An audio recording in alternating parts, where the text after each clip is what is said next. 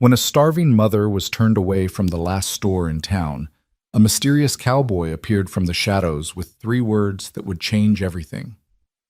Ride with me. What happened next in that frozen Wyoming winter of 1883 wasn't just about survival. It was about a stranger who saw what no one else would, and a woman brave enough to trust again. Stay until the end to see how one act of kindness rebuilt two broken lives, and comment your city below so I can see how far this story travels across the world. The wind that December carried teeth. It bit through wool, through skin, through the last shreds of dignity Nora Hayes had left. She stood on the weathered planks outside Thornton's Dry Goods in Sheridan, Wyoming territory, her fingers white-knuckled around the handle of an empty wicker basket. Inside that basket should have been flour, beans, salt pork, something, anything, to put on the table for her boy. Instead, there was nothing but air and shame. "I said no credit, Mrs. Hayes." The shopkeeper's voice carried through the half-open door, loud enough for the entire street to hear. Samuel Thornton stood in his pressed vest and clean collar, a man who'd never missed a meal in his life, looking at her like she was something tracked in on a boot heel. "Mr. Thornton, please?" Nora's voice came out smaller than she wanted, and she hated herself for it. "Just until spring. My husband's pension, there's been a delay with the territorial office, and I've got a boy at home who—" "Your husband's been dead 3 years, ma'am." Thornton's face was stone, and his pension dried up 2 years back. "Now I've carried your account as long as Christian charity allows, but I got a business to run. You understand." She didn't understand. She understood hunger. She understood the way Eli's ribs had started to show through his nightshirt. She understood waking at 3 a.m. with her stomach cramping so bad she had to bite her pillow to keep from crying out and waking her son. But business? No. She didn't understand that at all. "I can work," Nora said, stepping closer to the doorway. "I can clean. I can mend. I'll do laundry. Anything you need." Thornton's mouth twitched with something that might have been pity or might have been disgust. "I got no need for help. And even if I did—" He trailed off, his meaning clear enough. A widow with no prospects, no family, and no money wasn't the kind of employee that reflected well on an establishment. Behind him, Martha Cunningham fingered a bolt of calico, her eyes darting between Nora and the shopkeeper like she was watching a play. 2 other women stood near the pickle barrel, whispering behind their gloved hands. Nora knew them both, had shared church pews with them back when her husband Thomas was alive, and she'd been respectable. Now they looked through her like glass. "Please," Nora whispered one more time, and hated the break in her voice. Thornton's expression hardened. "Go on now. You're blocking my doorway." The door shut with a solid click. Nora stood there a moment longer, feeling the eyes of Sheridan on her back. The town wasn't large, maybe 300 souls on a good day, but right now it felt like 3,000. Every window held a face. Every shadow hid a judgment. She turned slowly, keeping her spine straight and her chin up, even though everything inside her wanted to crumble. The December sun sat low and pale behind a scrim of clouds. Snow had fallen 3 days ago, and what remained lay in dirty ridges along the storefronts. The street itself was frozen mud, rutted deep from wagon wheels. Across the way, a man leaned against the hitching post outside the Red Eagle Saloon. He was tall, taller than most, with shoulders that filled out his canvas coat like he'd been built for hard work. Dark hair curled from beneath a weathered hat, and his face was shadowed, angular, the kind of face that looked like it had seen trouble and come out the other side without flinching. He wore work gloves, scarred leather boots, and a gun belt that sat easy on his hips, the way a man wore a tool he knew how to use but didn't need to prove. He was watching her, not like the others, not with curiosity or pity or contempt. He watched the way a man might watch a storm rolling in, steady, measuring, aware. Nora's cheeks burned. She pulled her shawl tighter and started walking, her boots crunching in the frozen mud. She didn't know where she was going.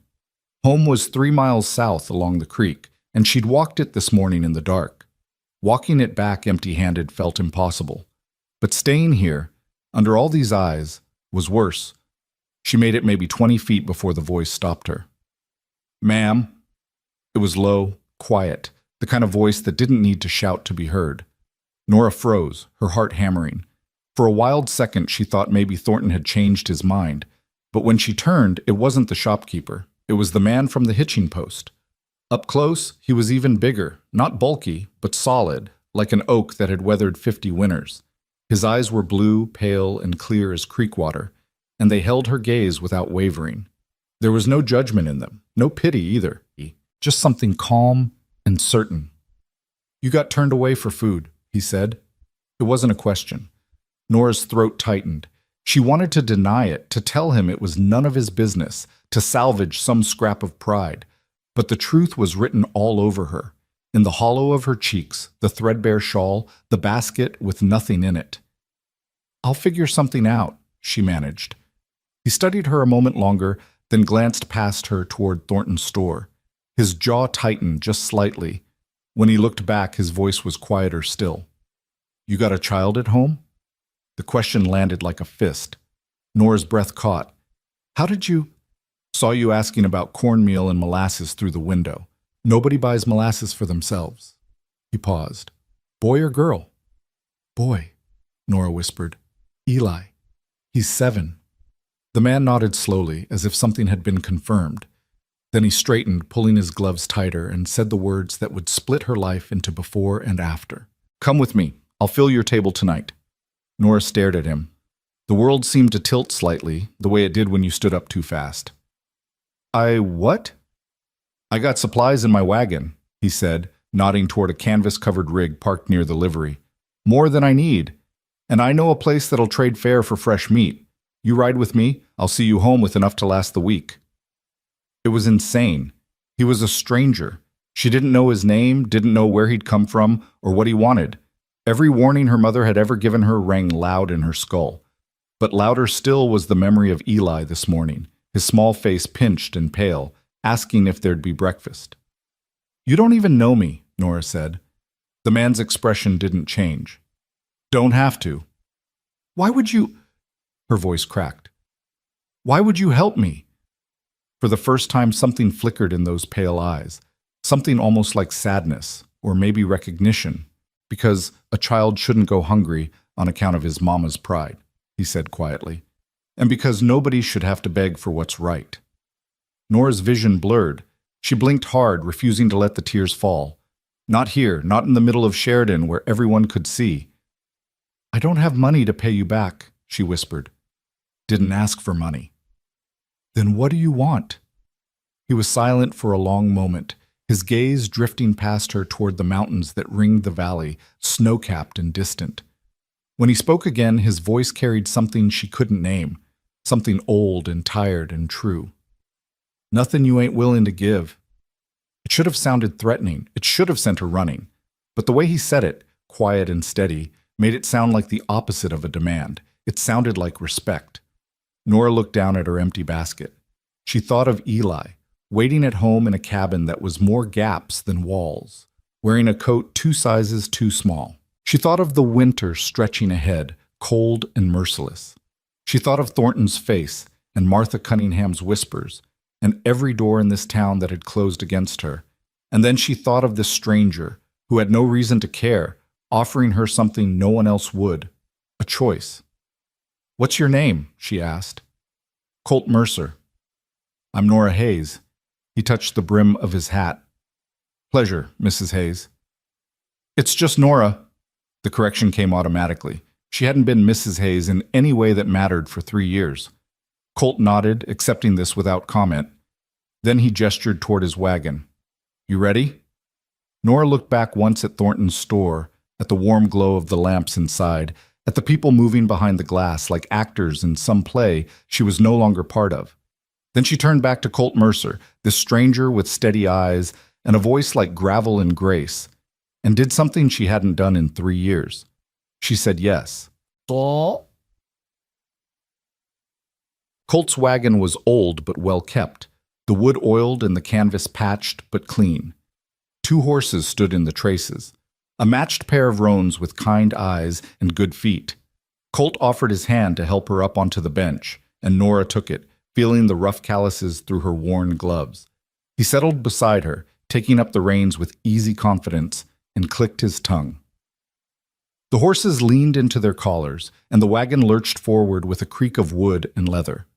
They rolled down Main Street slowly, the wheels crunching through frozen mud. Nora kept her eyes forward, feeling the stairs like brands against her back. Let them look. Let them whisper. She was past caring. Colt didn't speak, and for that she was grateful. The silence between them wasn't uncomfortable. It was just there, like the cold or the sky. He drove with the reins loose in his hands, his posture relaxed, and Nora found herself studying him from the corner of her eye. He looked to be in his mid-30s, though the lines around his eyes suggested he'd lived harder than most. His face was weathered but clean-shaven, his hands scarred in the particular way that came from ranch work, rope burns, barbed wire cuts, the thick calluses of a man who worked with his back and his sweat. There was a knife on his belt, a repeating rifle in the boot beside the bench, and saddlebags that looked like they'd seen 1,000 miles. A drifter, Nora thought, or maybe a ranch hand moving between jobs. Either way, a man with no roots, which made his offer even stranger. "Where are we going?" she asked finally, as they cleared the edge of town and turned south onto the creek road. "Little trading post about 2 miles east," Colt said. "Man name of Jensen runs it. He don't ask questions, and he don't judge. You can get flour, cornmeal, beans, whatever you need. I got pelts to trade, and I'll spot you the difference." "I can't let you be—" "You can," Colt said, not unkindly, "and you will. For the boy." Nora's throat closed up. She looked away, out across the valley where the land stretched white and endless under the pale sky. In the distance, the Bighorn Mountains rose like broken teeth, their peaks lost in cloud. "Why are you doing this?" she asked quietly. Colt was quiet for a long time. The only sounds were the jingle of harness, the creak of wheels, the soft huffing of the horse's breath in the cold. Finally, he said, "You ever been hungry, Nora?" The use of her name, spoken so naturally, made something in her chest tighten.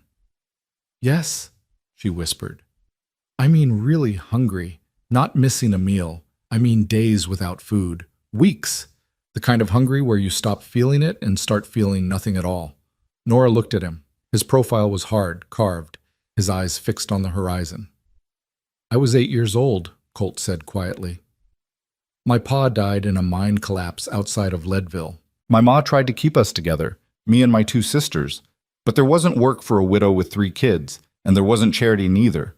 One winter, we didn't eat for 5 days straight." He paused, his jaw working. "A man came through town, ranch foreman, heading south. He saw us sitting outside the church, my ma too proud to beg, but too desperate not to hope. He didn't say much. Just told my ma he'd take me on as a stable hand, give me room and board, send wages back to her." "Did he?" Nora asked. Colt nodded. "Every month, like clockwork. I worked that ranch 7 years, learned everything I know about horses and cattle and hard work. And when I was old enough, I sent money home myself. My ma got back on her feet. My sisters got married. They're safe now." He turned to look at her, and his eyes were full of something old and deep. "I ain't never forgot that foreman's face," Colt said, "or the way he didn't make my ma feel small for needing help. He just saw a problem and fixed it because it was the right thing to do." He looked back at the road. "I figure if I can do the same, I ought to." Nora's vision swam. She blinked hard, her hands twisting in her lap. "You don't owe me this," she said. "Maybe not," Colt agreed, "but your boy don't owe the world his hunger neither." They rode in silence after that, the wagon rocking gently over the frozen ruts. Nora felt something loosening in her chest, something that had been clenched tight for so long she'd forgotten it was there. Hope. Dangerous, fragile, impossible hope. Jensen's trading post sat in a shallow draw where Goose Creek bent east, a squat log building with a sod roof and a crooked chimney leaking smoke. A hand-painted sign hung over the door. Jensen's, fair trade, no credit. Colt pulled the wagon up to the hitching rail and set the brake. "Wait here," he said, swinging down. "I'll bring him out." He disappeared inside, and Nora sat alone in the cold, her breath steaming. Her heart hammered against her ribs. This was real. This was happening. A stranger was buying her food because her own town had turned its back. She should have felt ashamed. Instead, she felt something closer to relief. The door opened and Colt emerged with a man half his size, wiry, grizzled, with a beard that looked like a bird's nest and eyes sharp as broken glass. Jensen took one look at Nora and spat tobacco juice into the snow. "She good for it?" he asked Colt. "I'm good for it," Colt said calmly. Jensen grunted. "What's she need?" Colt glanced at Nora. "Ma'am?" Nora climbed down from the wagon, her legs shaky. "Flour," she said quietly. "Cornmeal, beans, salt pork if you have it, molasses, coffee." Jensen scratched his beard. "That'll run you about $4. Nora's stomach dropped. $4 might as well have been 400, but Colt just nodded. "I got pelts in the back. 3 beaver, 2 mink, and a wolf hide. That cover it?" Jensen's eyes gleamed. He walked around to the back of the wagon, pulled back the canvas, and examined the pelts with the air of a man who knew his business. He ran his fingers over the fur, checked the curing, held them up to the light. "Pelts are good," he said finally. "Real good. I'll give you $6 trade." "Done," Colt said. "Put 4 toward her supplies. I'll take the rest in tobacco and ammunition." Jensen grinned, showing 3 missing teeth. "Now, that's a deal I can work with." They shook on it, and Jensen waved Nora inside. The trading post was cramped and dim, lit by a single oil lamp and smelling of leather, tobacco, and dried meat. Shelves lined the walls, stacked with canned goods, bolts of fabric, tools, traps, and ammunition. A pot-bellied stove glowed in the corner, throwing off blessed heat. Jensen moved with surprising speed, pulling items from shelves and thumping them onto the counter.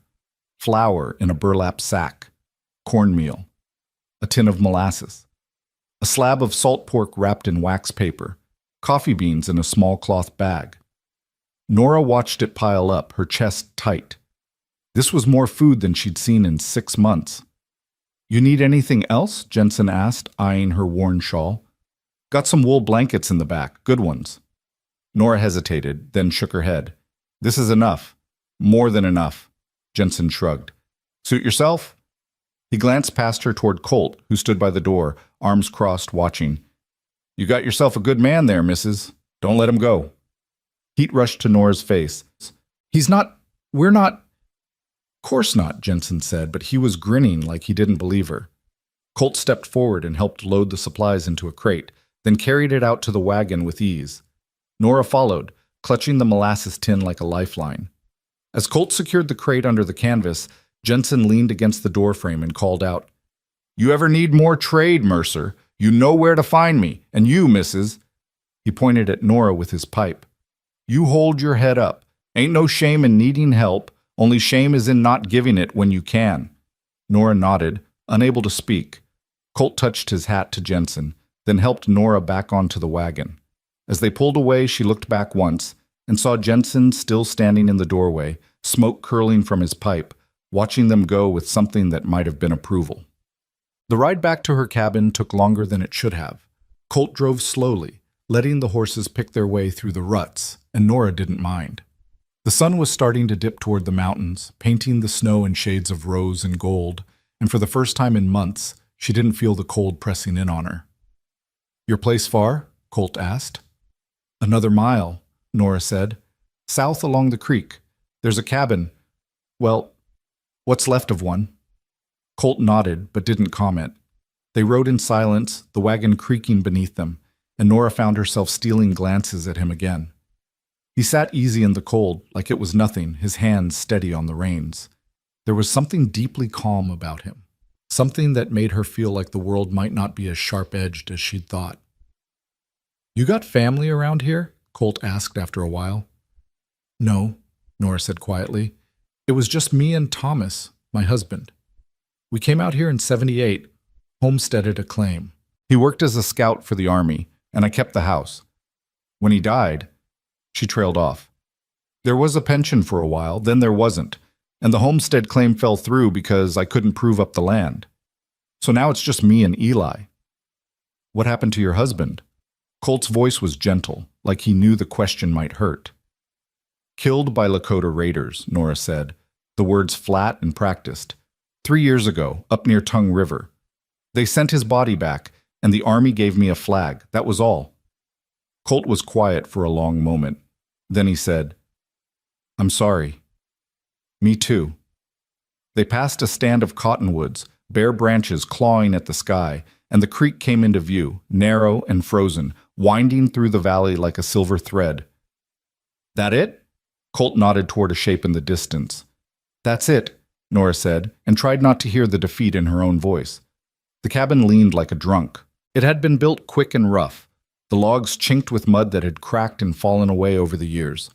The roof sagged in the middle, and one corner of the porch had collapsed entirely. Smoke rose from the chimney, thin and weak, barely enough to keep the frost out. Colt pulled the wagon up to the porch and set the brake. He didn't say anything about the state of the place, which Nora appreciated more than she could say. The door flew open, and Eli burst out. He was small for 7, too small, with knobby knees and arms like sticks. His hair was dark like hers, his eyes wide and bright despite the hunger. He wore a coat that had belonged to his father, the sleeves rolled up half a dozen times, and boots that were more whole than leather. "Mama!" he shouted, then stopped dead when he saw Colt. "It's all right," Nora said quickly, climbing down. "This is Mr. Mercer. He's a friend." Eli looked at Colt with the wary suspicion of a child who'd learned not to trust easily. "You got food?" Colt's expression softened. "I got more than that. You like rabbit stew?" Eli's eyes went wide as moons. "Yes, sir." "Then let's get this inside," Colt said, swinging down from the wagon. He pulled the crate from the back like it weighed nothing and carried it up onto the porch. Eli danced around him, trying to peek inside, and Nora felt her throat close up again. Inside, the cabin was even worse than the outside suggested. It was one room, 12 feet by 12, with a stone fireplace on one end and a rope bed on the other. A table and 2 chairs sat in the middle, both wobbly.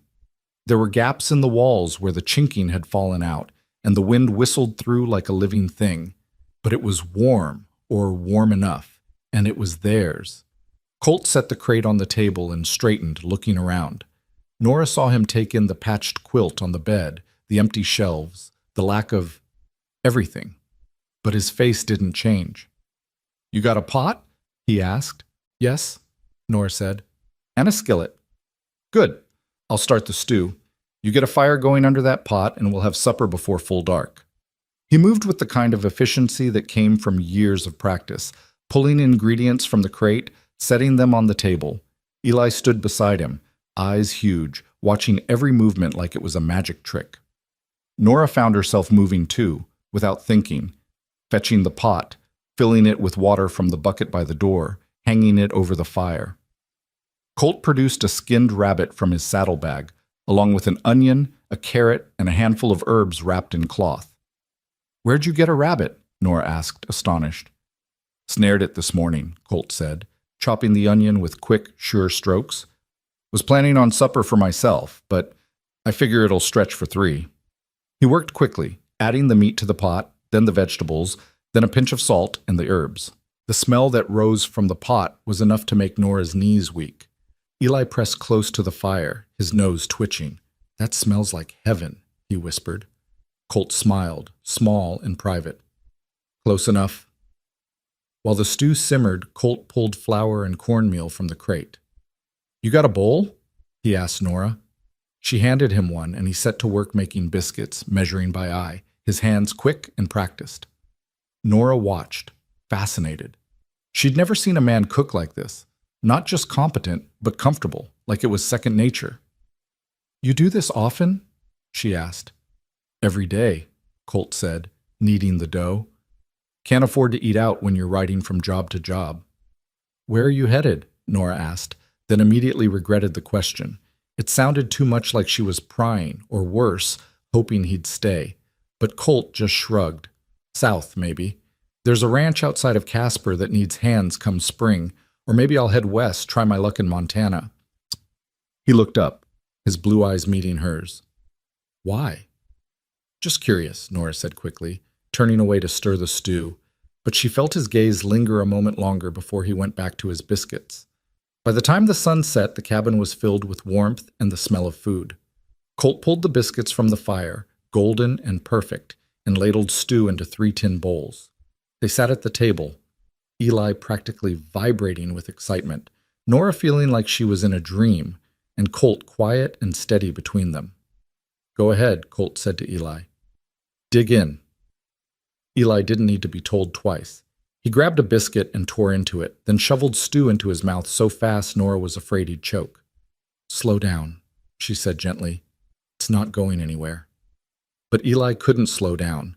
He ate like he was afraid it would disappear, and Nora understood because she felt the same way.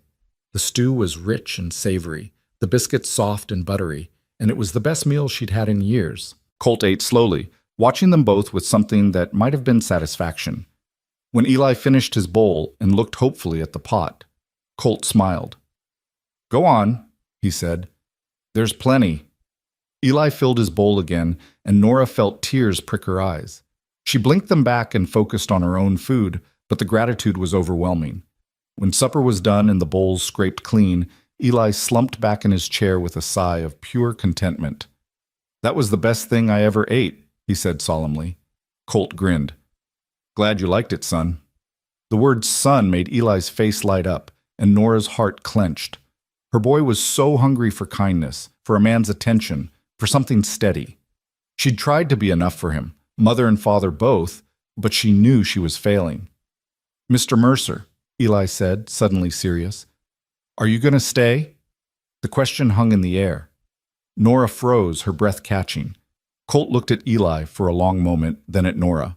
His expression was unreadable. "Don't know yet," he said finally. "Why?" "Because Mama needs help," Eli said simply, "and I can't do it all by myself." Nora's face burned. "Eli, it's all right," Colt said quietly. He looked at Eli, his gaze steady and kind. "You're a good boy for looking out for your mama. That's a man's job, and you're doing it well."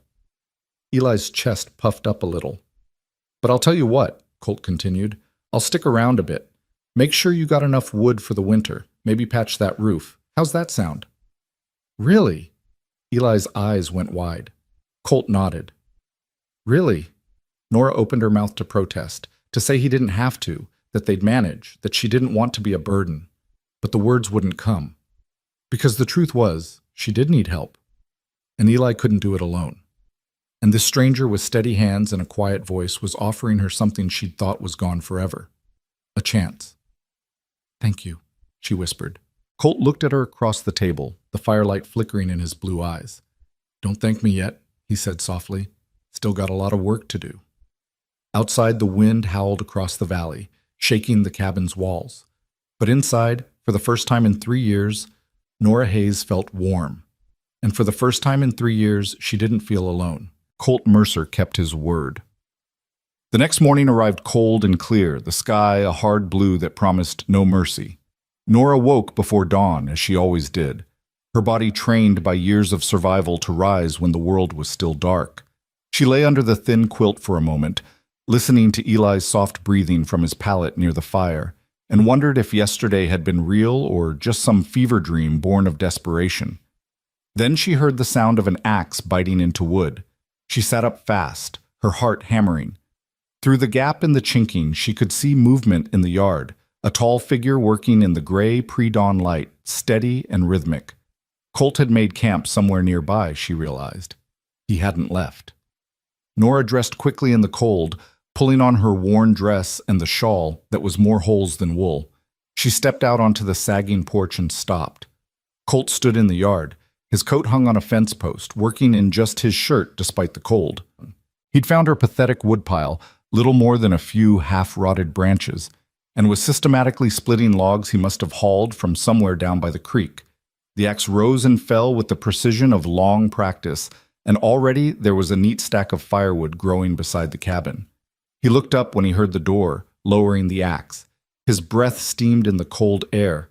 "Morning," he said, as if this were the most natural thing in the world. "You came back," Nora said stupidly. "Said I would."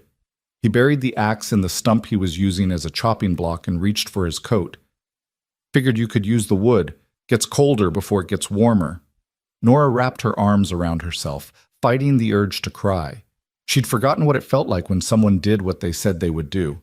"I'll make coffee," she managed. "I'd appreciate that."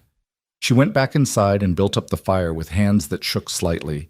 The cabin still smelled of last night's stew, and there were leftovers in the pot, enough for breakfast. She set coffee to boil and watched through the window as Colt worked, his movements efficient and unhurried. By the time the sun crested the mountains, painting the snow gold, he'd split enough wood to last them a week. He stacked it against the cabin wall where it would stay dry, then came inside stomping snow from his boots. "Coffee smells good," he said. Nora poured him a cup, her hand steadier now. "There's stew left from last night. Not much, but that'll do fine." Eli stirred then, his dark hair sticking up in all directions. He blinked at Colt, then his face split into a grin. "You're still here." "Told you I would be," Colt said, accepting the coffee from Nora with a nod of thanks. "You gonna teach me to split wood?" Eli asked, scrambling out of bed. "Maybe when you're bigger. For now, you can help me stack it. That's important work too." Eli practically glowed. Nora ladled out stew for all three of them, and they ate in comfortable silence. When breakfast was done, Colt pushed back from the table and looked around the cabin with an assessing eye. "That roof needs work," he said, "and those gaps in the walls. You got any spare lumber?" Nora shook her head. "Thomas used everything we had just to build it. I've been stuffing the gaps with rags and old newspaper." Colt nodded slowly. "All right, I'll see what I can do with what's around. Eli, you want to help?" "Yes, sir." They worked through the morning, Colt teaching Eli how to gather pine pitch from the trees down by the creek, how to mix it with dried grass to make chinking for the walls. Nora watched from the window as her son followed the tall cowboy around like a shadow, his small face serious with concentration. She should have felt guilty, should have told Colt he didn't need to do this, that they'd manage, but the words wouldn't come. Instead, she found herself cleaning the cabin with an energy she hadn't felt in months, sweeping the dirt floor, scrubbing the table, mending the tears in Eli's coat that she'd been putting off for weeks. Around noon, Colt came back inside carrying an armload of stripped willow branches. "These'll help patch the roof," he said. "Won't be perfect, but it'll keep the snow out." "How long have you been awake?" Nora asked, suddenly realizing he must have been working since before dawn. "Long enough." He set the branches down and accepted the cup of water she offered. "I don't sleep much anyway." There was something in the way he said it, something that suggested long nights and old ghosts. Nora wanted to ask, but didn't. She understood about ghosts. "I could make lunch," she offered instead. "There's cornmeal for Johnny cakes." "That sounds good." While she cooked, Colt climbed up onto the roof. Nora heard him moving around up there, heard the sound of branches being woven and secured. Eli stood in the yard, handing up tools and supplies, importantly, doing his part. By the time she called them in for lunch, the worst of the gaps were sealed, and the cabin felt noticeably warmer. They ate Johnny cakes with molasses, and Eli talked nonstop about everything he'd learned, how to test wood for rot, how to choose the right branches, how to tie a proper knot. Colt listened with patient attention, correcting gently when needed, praising when earned. Watching them, Nora felt something crack open in her chest, something that had been frozen solid for 3 years. After lunch, Colt stood and stretched. "I need to ride into town. Got some business to tend to. Should be back before dark." Eli's face fell. "You're leaving?" "Just for a few hours, son. You can help your mama while I'm gone. There's still wood to stack." "Will you really come back?" The question was small, uncertain. Colt crouched down so he was eye level with the boy. "I give you my word, and my word is good. You understand?" Eli nodded solemnly. "Good man." Colt stood and touched his hat to Nora. "Ma'am." "Be safe," she said, and meant it more than was probably proper. She watched him ride away, his figure growing smaller against the white expanse of the valley, and tried to ignore the hollow feeling in her stomach. He'd come back. He'd given his word, but she'd heard promises before. The afternoon stretched long. Nora and Eli stacked wood, then she set him to sweeping while she tackled the mending she'd been avoiding. The cabin felt emptier somehow, quieter, even with both of them there. "Mama?" Eli said after a while. "Yes, honey? Is Mr. Mercer going to be my new pa?" Nora's needle stilled. "What makes you ask that?" Eli shrugged, suddenly fascinated by his boots. Billy Johansen's ma got remarried last year. He said it's what happens when pa's die. You get a new one. Nora set down her mending and pulled Eli close. It's not that simple, sweetheart. But I like him, Eli said quietly. He's nice, and he knows stuff. And he doesn't look at you like the people in town do. That last observation cut deep. Nora pressed her cheek against Eli's hair.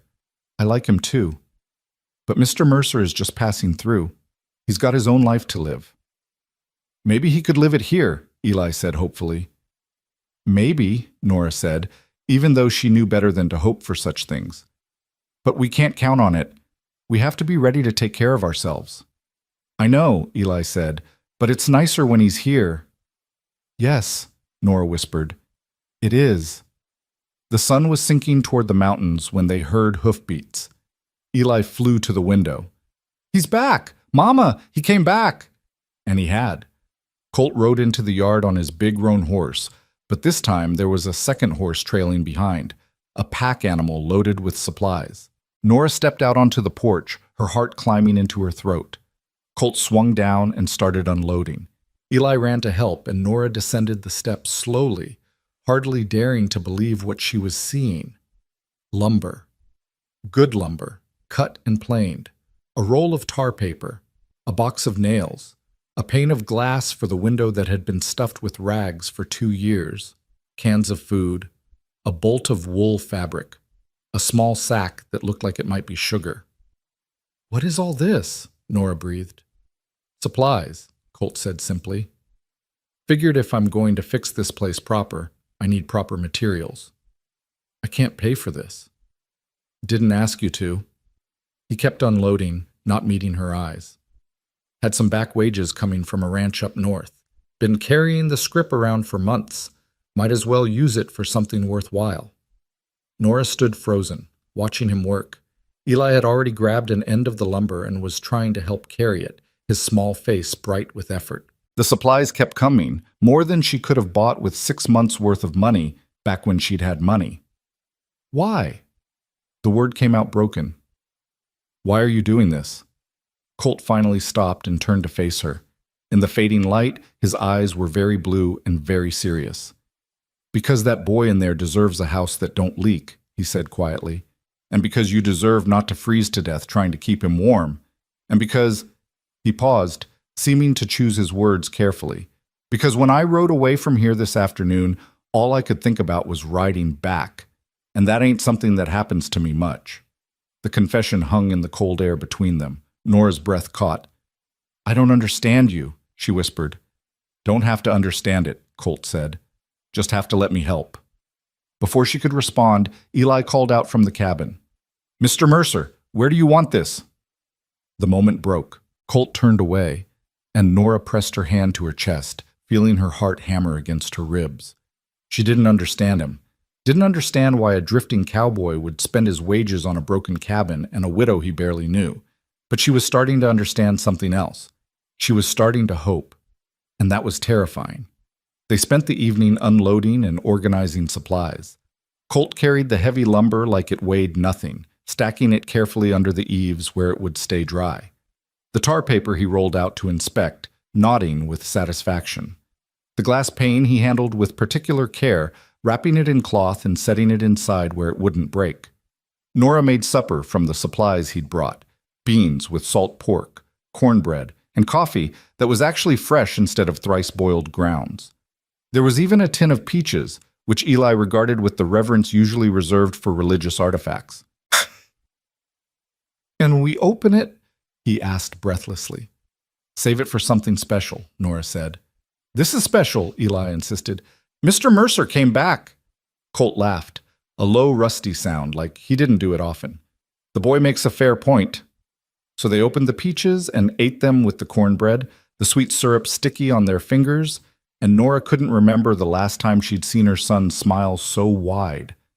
After supper, Colt pulled out a whetstone and started sharpening his knife, while Eli peppered him with questions.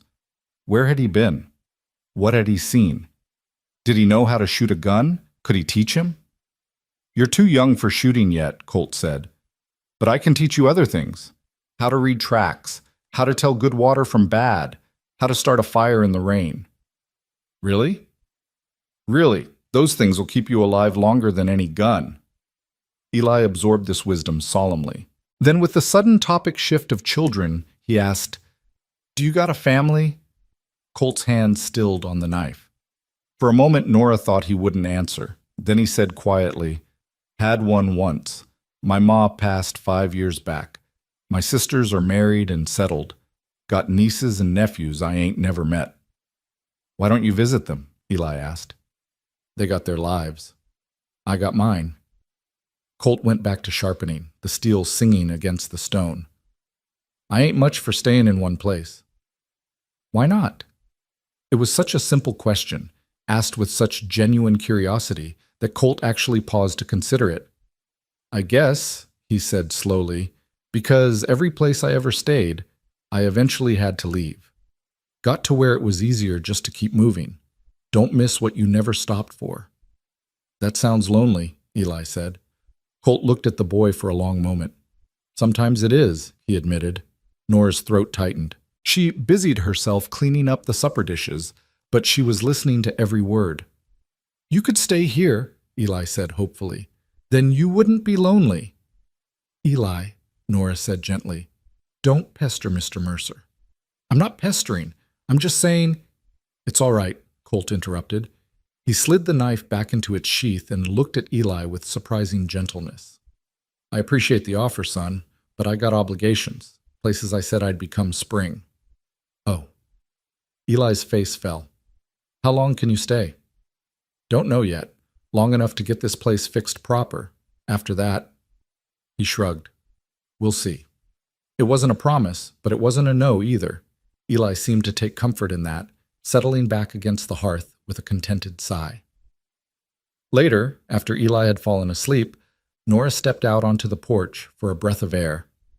The night was cold and clear, the stars sharp as broken ice. She wrapped her shawl tighter and stood looking out at the valley, at the dark line of the creek, at the mountains black against the sky.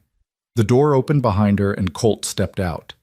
He didn't speak, just stood beside her, his presence solid and warm. "You didn't have to do all this," Nora said finally. "I know.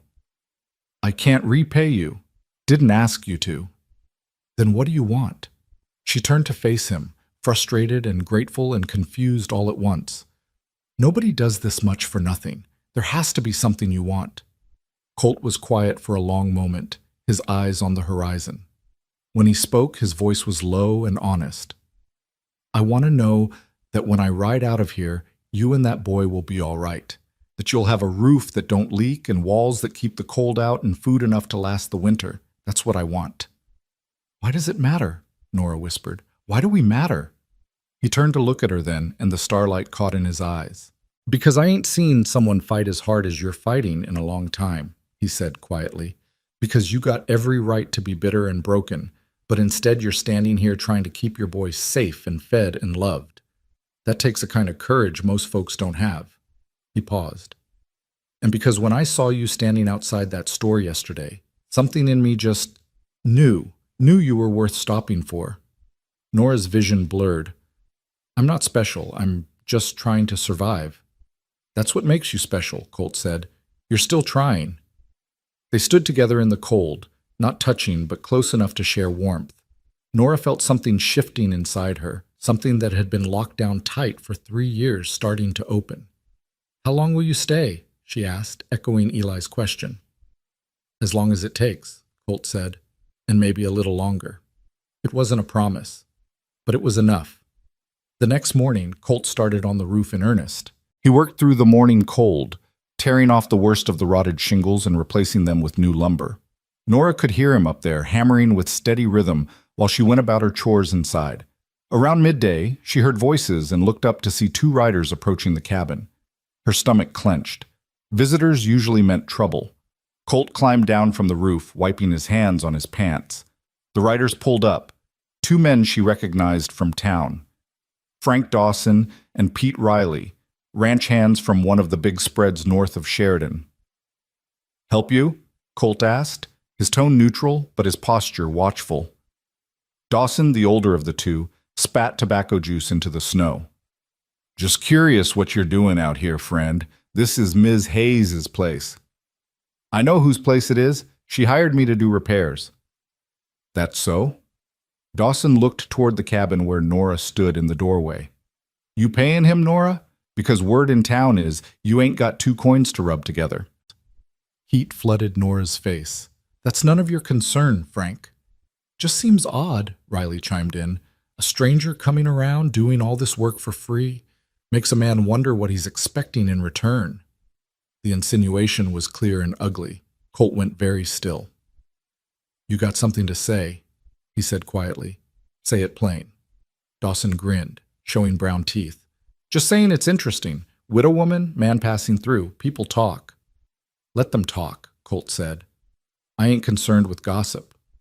Maybe you should be. This here's a decent community. We look after our own. Funny, Colt said, his voice dropping lower. Because from where I'm standing, your decent community let this woman and her boy damn near starve, so you'll forgive me if I don't take lessons in decency from you. Dawson's face darkened. You best watch your mouth, Drifter. Or what? Colt's hand didn't move toward his gun, but something in his posture shifted. You gonna run me off? You're welcome to try. The air went tight and dangerous. Riley's hand dropped toward his pistol, and Nora's heart stopped. Frank, Pete. She stepped off the porch, forcing her voice to stay calm. Mr. Mercer is here because I asked him to be. He's been nothing but respectful. If you got a problem with that, you can take it up with me. Dawson looked at her, his expression caught between contempt and something uglier. You sure that's the story you want to stick with, Nora? Because once your reputation's gone, my reputation was gone the day Tom died, and this town decided I wasn't worth helping, Nora said, surprised by the steel in her own voice. So you can take your concern and ride back to town with it. We don't need it here. For a long moment, nobody moved. Then Dawson spat again and yanked his horse's head around. Don't say we didn't warn you, he muttered, and kicked his horse into a trot. Riley followed, casting one last dark look over his shoulder. When they were gone, Nora let out a shaking breath. Colt stood motionless, watching until the riders disappeared over the rise. I'm sorry, Nora said quietly. I didn't think... You got nothing to apologize for. Colt turned to face her, and his eyes were hard. But they're right about one thing. People will talk. Let them. Nora. He said her name gently. I don't care what they say about me. But you and Eli, you gotta live here after I'm gone. If they decide you're not respectable, then they'll treat me exactly like they already do, Nora interrupted. I lost respectable 3 years ago, Colt. All I got left is survival. And right now, you're the only reason we might actually survive the winter. She wrapped her arms around herself. So let them talk. At least we'll be warm while they do it. Something shifted in Colt's expression, something almost like admiration. You're tougher than you look. I have to be. He nodded slowly, then looked back at the roof. Then I better get back to work. Weather's turning. Want to have this sealed before the next snow. He climbed back up, and Nora went inside, her hands still shaking. Through the window, she could see Eli playing with a stick near the woodpile, oblivious to what had just happened.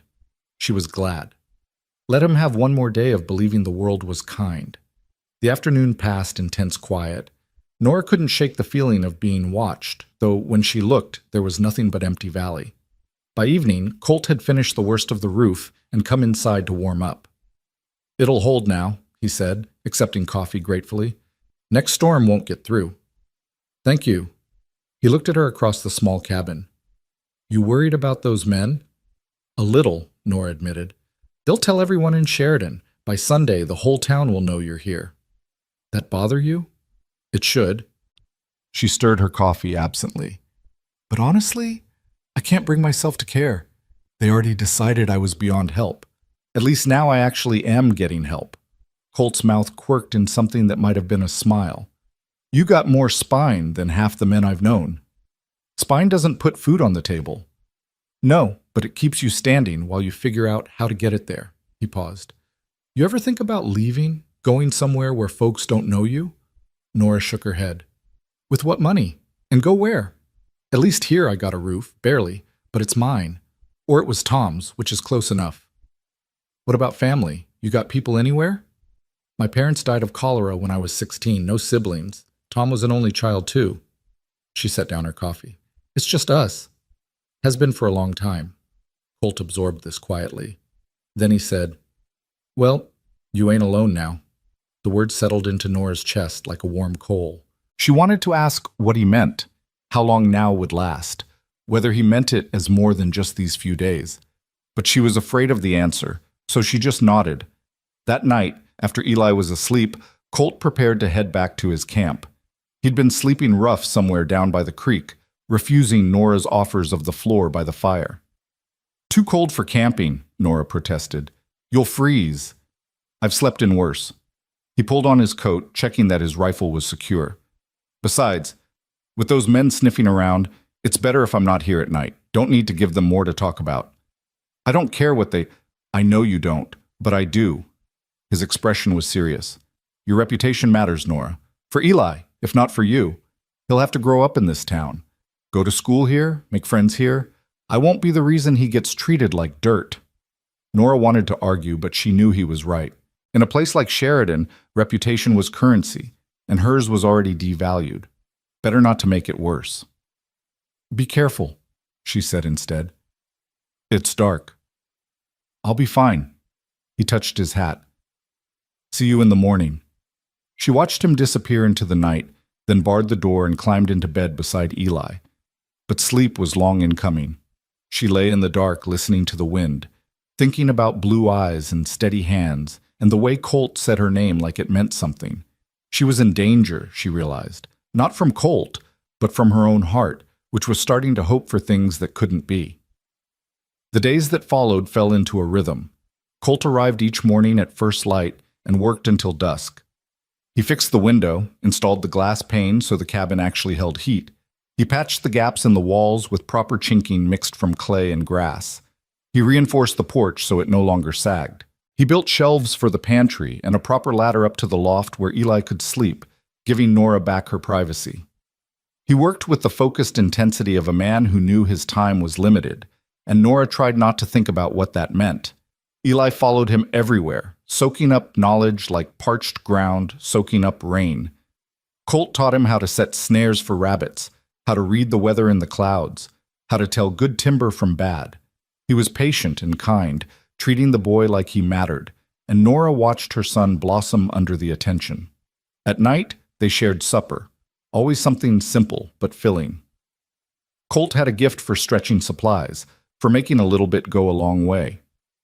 He told stories sometimes, tales of places he'd been and things he'd seen, and Eli listened with wide eyes while Nora tried to memorize the sound of his voice. A week passed, then two. December deepened, and the cold came hard, but the cabin stayed warm. The supplies Colt had brought were lasting, supplemented by the rabbits he snared and the occasional grouse he shot. Nora found herself watching him when he wasn't looking, the way he moved, efficient and sure. The way his hands worked, scarred but gentle. The way he looked at her sometimes when he thought she wasn't paying attention, like he was trying to figure something out. She was falling, she realized. Falling into something that had no future, no promise, no safety. And she couldn't seem to stop. One evening, Colt stayed later than usual. Eli had fallen asleep by the fire, worn out from a day of helping haul water. Colt sat mending a harness while Nora worked on patching Eli's spare shirt. You're good at that, Nora observed, watching his hands work the leather. Had lots of practice. He tied off a stitch and examined his work. Been working ranches since I was 15. You learn to fix things yourself or they don't get fixed. Is that what you've always done? Ranch work? Mostly. Tried mining for a year down in Colorado. Damn near got myself killed when a tunnel collapsed. After that, I figured I'd stick to open sky. He glanced at her. What about you? What'd you do before Tom? Taught school in St. Louis, Nora said. That's where I met him. He came to town recruiting for a wagon train west, full of stories about wide open spaces and opportunities. I was young and stupid enough to believe him. You regret it? Nora considered. I regret how hard it was, how naive I was about what homesteading really meant. But I don't regret Eli. And there were good years before Tom died. They were hard, but they were good. Colt nodded slowly. He was lucky to have you. I don't know about that. I couldn't save him. Not your job to save everyone, Colt said quietly. Sometimes all you can do is love them while they're here and keep going after they're gone. The words hit something deep in Nora's chest. She set down her sewing and looked at him across the firelight. Is that what you do? She asked softly. Keep going? It's all I know how to do. He met her eyes, and for a moment the careful distance he maintained seemed to waver. Until lately, anyway. What changed? He was quiet for a long time. Then he said, I met a woman standing outside a store, too proud to beg and too brave to give up.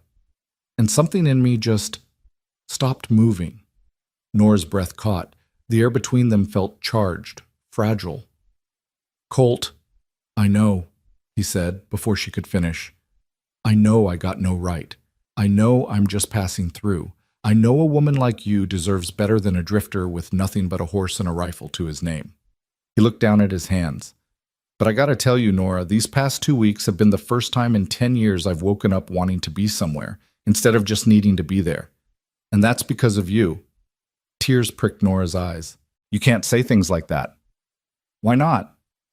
Because you're leaving. You said so yourself. Come spring, you'll ride out, and Eli and I will still be here. And if I let myself believe, if I let myself hope, her voice broke. It'll hurt too much when you go. Colt set down the harness and leaned forward, his elbows on his knees. What if I didn't go? Nora's heart stopped. What? What if I stayed? He looked at her, his eyes intense. What if I found work at one of the ranches nearby? I could build a place of my own, or... He paused, seeming to struggle with the words. Or I could stay here. Help you work this land. Be the help you and Eli need. You don't know what you're saying. I know exactly what I'm saying. His voice was low, urgent. I'm saying I'm tired of drifting. I'm saying I found something here worth staying for. I'm saying... He stopped, then started again more carefully. I'm saying I care about you, Nora. You and that boy. More than I got any right to. Nora pressed her hand to her mouth, fighting tears. Everything in her wanted to say yes, to reach across the space between them and hold on to this chance with both hands. But fear held her back. Fear that it was too good to be true. Fear that he'd change his mind. Fear that she was just another charity case to him. I can't, she whispered. I can't let myself believe that. Something like pain crossed Colt's face. Why not? Because I've been let down before. Because people make promises they don't keep. Because... She looked at Eli sleeping peacefully by the fire. Because it's not just me anymore. If you leave, Eli will be devastated. He already loves you, and I won't let him get hurt like that. Colt followed her gaze to the sleeping boy. His jaw tightened. I wouldn't hurt him, he said quietly. Or you. You might not mean to, but if you go, then I won't go. He looked back at her, his expression fierce. Nora, I'm not making some half-baked promise here. I'm telling you I want to stay. That I'm choosing to stay. There's a difference. What about those obligations you mentioned? Places you said you'd be? I'll send word. Explain. He ran a hand through his hair, frustrated. Look, I know you got no reason to trust me. I'm some stranger who showed up 2 weeks ago, but I'm asking you to take a chance, to let me prove I mean what I say. Nora stared at him, her heart hammering. Every instinct screamed that this was dangerous, that hoping was dangerous, that trusting was dangerous, that letting herself feel anything for this man was the most dangerous thing of all. But another part of her, the part that was so tired of being afraid, so tired of facing everything alone, whispered that maybe, just maybe, this was real. I don't know how, she admitted finally. I don't know how to trust like that anymore. Colt's expression softened. Then don't. Not yet. Just let me stay. Let me keep helping. And maybe in time you'll see I'm not going anywhere. It wasn't a declaration of love. It wasn't even a promise, exactly. But it was honest and real, and more than anyone had offered her in 3 years. Slowly, Nora nodded. All right, she whispered. Stay. The word hung between them like a prayer. Colt's face transformed. Not quite a smile, but something close, something hopeful. "All right," he echoed. Outside, the wind picked up, rattling the newly patched walls. But inside, the fire burned warm, and for the first time in longer than she could remember, Nora Hayes felt something unfamiliar blooming in her chest. It felt dangerously like joy. The morning after Colt said he would stay, Nora woke to find 6 inches of fresh snow blanketing the valley. She stood at the window watching fat flakes drift down from a pearl gray sky, and for the first time in years the sight didn't fill her with dread. The cabin was warm, the pantry had food, and somewhere down by the creek, a man who'd promised not to leave was probably already awake, preparing for another day of work. She was right. By the time she had coffee boiling, she heard his boots on the porch, heard him stamping snow off before he knocked. It was a small courtesy, knocking instead of just walking in, but it meant something. Respect, boundaries, an acknowledgement that this was her home, and he was a guest in it. "Come in," she called. Colt pushed through the door carrying an armload of firewood, his hat and shoulders dusted white. "Morning," he said, his breath steaming. "Came early. Snow's just starting and I want to get the barn beam reinforced before it gets worse." Nora blinked. "What barn?" "That lean-to out back." He set the wood down carefully. "It's not much, but if we shore it up proper, you could keep a milk cow in there come spring, maybe some chickens. Give you a steady source of food." "I don't have a cow." "Not yet." He brushed snow from his coat. "But Jensen mentioned a widow over in Buffalo who's selling off livestock. If I can get some work at the Morrison Ranch, I could buy one. Trade labor for it, maybe." Nora stared at him, overwhelmed. He was talking about spring, about things that were months away, about a future that included him. "You really mean to stay?" she said quietly. Colt met her eyes, steady and sure. "I really mean to stay." Eli tumbled out of bed then, saw Colt, and let out a whoop of joy. "It snowed. Can we build a fort?" "After chores," Colt said, ruffling the boy's hair. "A man takes care of his responsibilities before he plays. You remember that?" "Yes, sir." Eli scrambled to get dressed, his small face serious with purpose. They ate breakfast quickly, cornmeal mush with molasses, and then Colt and Eli bundled up and headed out into the snow. Nora watched them through the window, saw Colt showing Eli how to clear a path, how to stack snow so it wouldn't drift against the door. Her son followed every instruction with intense concentration, desperate to please this man who'd become his hero. She understood the feeling. She was half in love with Colt Mercer herself, though she was terrified to admit it. The day passed in quiet industry. Colt worked on the lean-to while Eli helped as best he could, carrying tools and holding boards steady. Nora tackled the washing, then started on bread, her hands working the dough while her mind wandered to dangerous territory. What would it be like if Colt truly stayed? If this became their life, not just borrowed time, but something real and permanent? She tried not to hope too hard. Hope was expensive, and she'd spent all her currency on it 3 years ago when Tom died.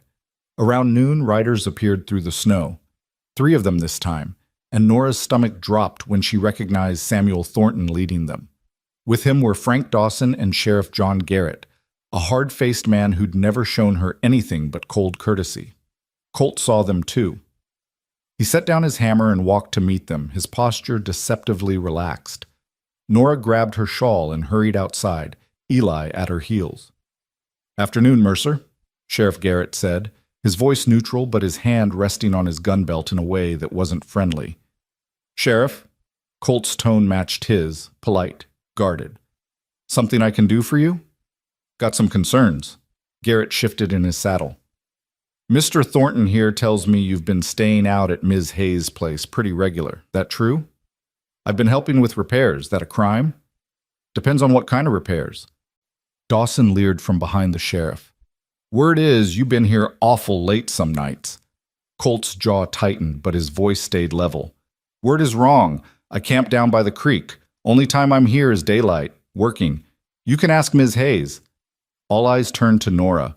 She lifted her chin and stepped forward, ignoring the way her heart hammered. "Mr. Mercer has been nothing but respectful," she said firmly. "He's fixed my roof, patched my walls, and made sure my son won't freeze this winter. That's all." That's all. Thornton's voice dripped with skepticism.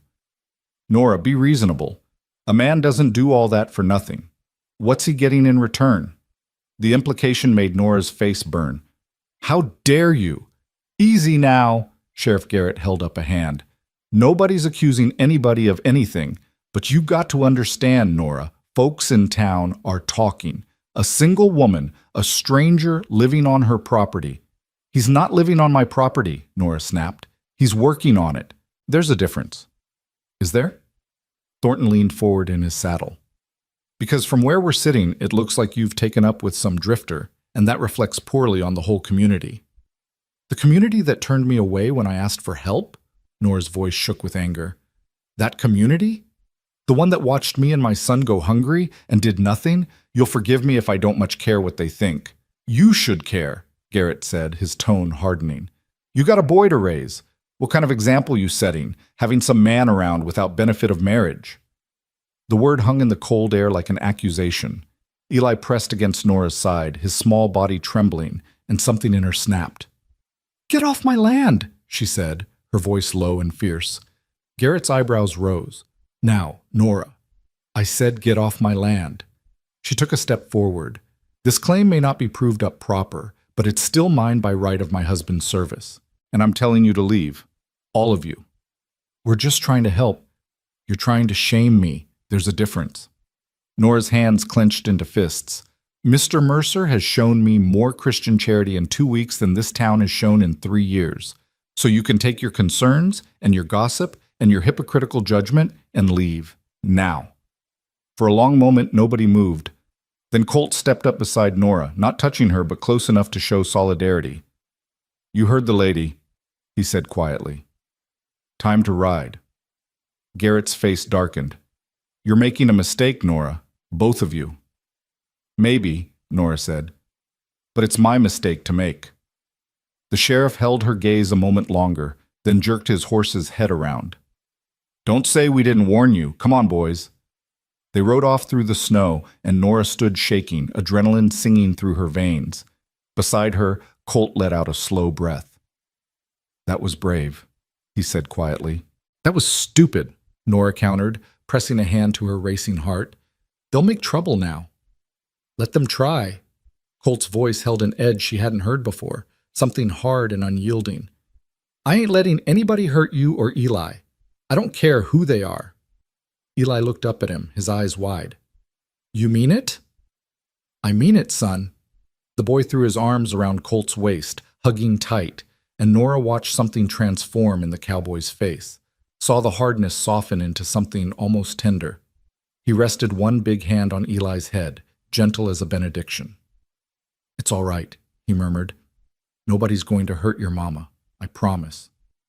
It was a promise he shouldn't make, couldn't guarantee. But watching him hold her son, seeing the fierce protectiveness in his eyes, Nora found herself believing him anyway. That night, after Eli was asleep, Colt stayed later than usual. He claimed he wanted to finish installing a latch on the window, but Nora suspected the truth. He was worried the men might come back, worried about leaving her alone. They won't do anything tonight, Nora said, pouring him coffee. They're not that bold. Maybe not, but I don't trust Dawson or Thornton. Colt accepted the cup, cradling it in his scarred hands. Men like that, they think they got a right to control everything around them. When someone pushes back, they push harder. I know. Nora sat across from him, suddenly exhausted. I should have just kept quiet. Let them say their piece and leave. No, Colt's voice was firm. You stood up for yourself, for us. That took courage. Or foolishness. There's a fine line sometimes. He smiled slightly. But I'm glad you did it. They sat in comfortable silence, the fire crackling, the wind moaning outside. Nora studied him into the firelight, the strong lines of his face, the way his shoulders curved slightly forward like he'd spent a lifetime carrying heavy things. Can I ask you something? She said finally. Anything. Why didn't you ever settle before? You're what, 35, 36? Most men your age have families, homes. Colt was quiet for a long moment. 37, he said. And I guess I never found a reason good enough to stop moving. He turned the cup in his hands. My pa died when I was 8. Like I told you, my ma remarried when I was 14, a man who didn't want another man's kids around. So I left, figured I'd make my own way. That must have been hard. It was what it was. He shrugged. I worked ranches, saved money, sent some home to my sisters, moved when the work dried up. After a while, it became habit. I'd be somewhere 6 months, maybe a year, and then I'd get restless. Start thinking about what was over the next hill. So I'd move on. What changed? Nora asked softly. Colt looked at her, and his eyes held something raw and honest. You did. You and Eli. I look at what you got here, this little cabin, this hard life. Somewhere 6 months, maybe a year, and then I'd get restless. Start thinking about what was over the next hill. So I'd move on. What changed? Nora asked softly. Colt looked at her, and his eyes held something raw and honest. You did. You and Eli. I look at what you got here, this little cabin, this hard life, and instead of wanting to run, I want to stay. I want to help build something. He stopped, seeming to struggle with the words. I want to belong somewhere, to someone. And for the first time in my life, I think maybe I could. Nora's throat tightened. You don't even really know me. I know enough. I know you're brave and stubborn and proud. I know you love your son more than your own life. I know you've been knocked down so many times you should have stayed down, but you keep getting back up. He leaned forward slightly. That's enough for me. Colt, I'm not asking for anything you ain't ready to give, he interrupted gently. I'm just telling you where I stand. So you know. So there's no confusion. Nora's heart hammered against her ribs. She wanted to tell him she felt the same, that she lay awake at night thinking about him, that she caught herself watching for him in the mornings, that the thought of him leaving made her chest ache, but fear held her tongue. I'm afraid, she admitted instead. Of what? Of this, of hoping, of letting myself believe. Her voice broke. What if you change your mind? What if you wake up one day and realize this isn't what you want? Eli can't go through that. Colt set down his cup and reached across the table. He didn't take her hand, didn't presume, just rested his own palm up in offering. After a moment's hesitation, Nora placed her hand in his. His grip was warm, calloused, steady. I can't promise I'll never make mistakes, he said quietly. I can't promise this'll be easy, because life out here never is. But I can promise I won't leave. I can promise I'll work hard and do right by you and Eli, and I can promise that when I give my word, I keep it.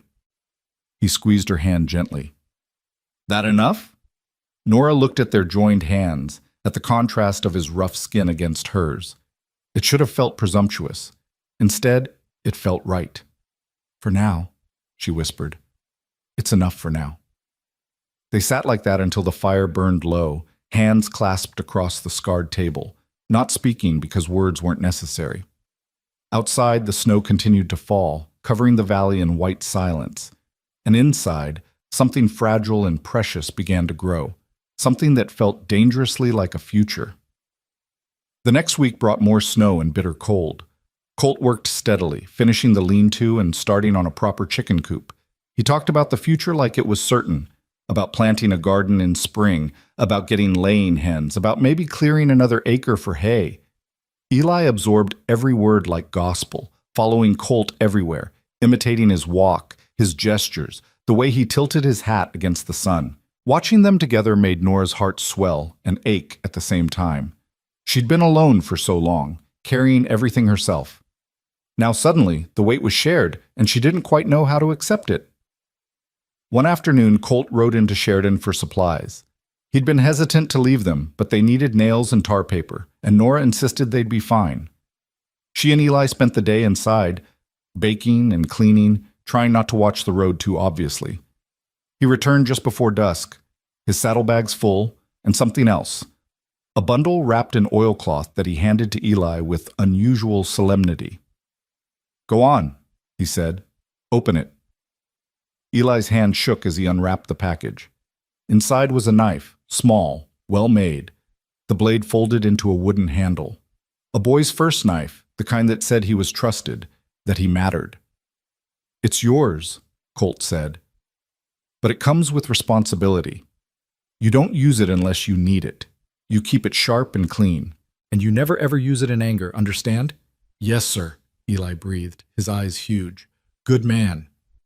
Colt showed him how to open and close it properly, how to hold it safely. Your pa would have given you one when you were ready. I hope you don't mind me stepping in. Eli looked up at him, his young face struggling with emotion. I don't mind, he said. Then, hesitantly, would it be okay if I called you Pa? Not to replace my real Pa, but just because you're here and he's not? Nora's breath caught. She looked at Colt, saw something unguarded cross his face, surprise, emotion, something that might have been joy or might have been fear. That's up to your mama, he said carefully, glancing at Nora. Nora's eyes burned with unshed tears. She looked at her son, at this good man who'd walked into their lives and refused to walk back out, and knew that whatever happened, they'd already crossed a line. Eli had already given his heart, and so, God help her, had she. It's all right with me, she said softly, if it's all right with Mr. Mercer. Colt, he corrected gently. And yes, son, it's all right with me. Eli launched himself at Colt, wrapping his skinny arms around the man's waist, and Colt held him tight, his eyes suspiciously bright. Over Eli's head, his gaze met Nora's, and something passed between them. An acknowledgement, an acceptance, a promise that didn't need words. They were becoming a family. The thought should have terrified her. Instead, it felt like coming home. Christmas came quietly. They had no decorations, no gifts beyond what Colt had already given. But Nora made Johnny cakes with the last of the molasses, and Colt surprised them with a small spruce tree he'd cut and dragged back, which they decorated with strips of cloth and strings of dried berries. Eli was beside himself with joy. He'd never had a Christmas tree before. Tom had always said they were foolishness, a waste of time. But Colt set it up near the fire and stepped back to admire their handiwork with the seriousness of a man appreciating fine art. Best tree I ever saw, he declared, and Eli beamed. That night, after Eli was asleep, Colt pulled something from his pocket and handed it to Nora, suddenly shy. I ain't much for gift-giving, he said, but I saw this in town and thought of you. It was a comb, nothing fancy, just plain carved wood, but smooth and well-made. Nora turned it over in her hands, overwhelmed by the simple thoughtfulness of it. Colt, I don't have anything for you. Don't need anything. He gestured around the cabin. I got this. Got you and Eli. Got a place that feels like home. That's more than I ever expected. Nora looked up at him, at this man who'd appeared in her life like an answer to a prayer she'd been too afraid to speak, and made a decision. She set the comb down carefully and stepped closer. Colt, she said quietly, thank you for everything, for staying, for being you. He looked down at her, his blue eyes soft in the firelight. Nora? She didn't let him finish. She rose on her toes and kissed him, quick and gentle, barely a brush of lips. When she pulled back, her face was hot, her heart hammering. I'm sorry, she stammered. I shouldn't have... But Colt caught her hand, stopping her retreat. Don't apologize, he said roughly. His thumb traced over her knuckles, a whisper of touch. I've been wanting to do that for weeks, but I didn't think I had the right. Do you want the right? More than anything.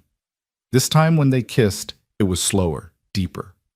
Colt's hand came up to cup her face, his touch reverent, and Nora felt something inside her crack open, something that had been frozen since Tom died, maybe longer.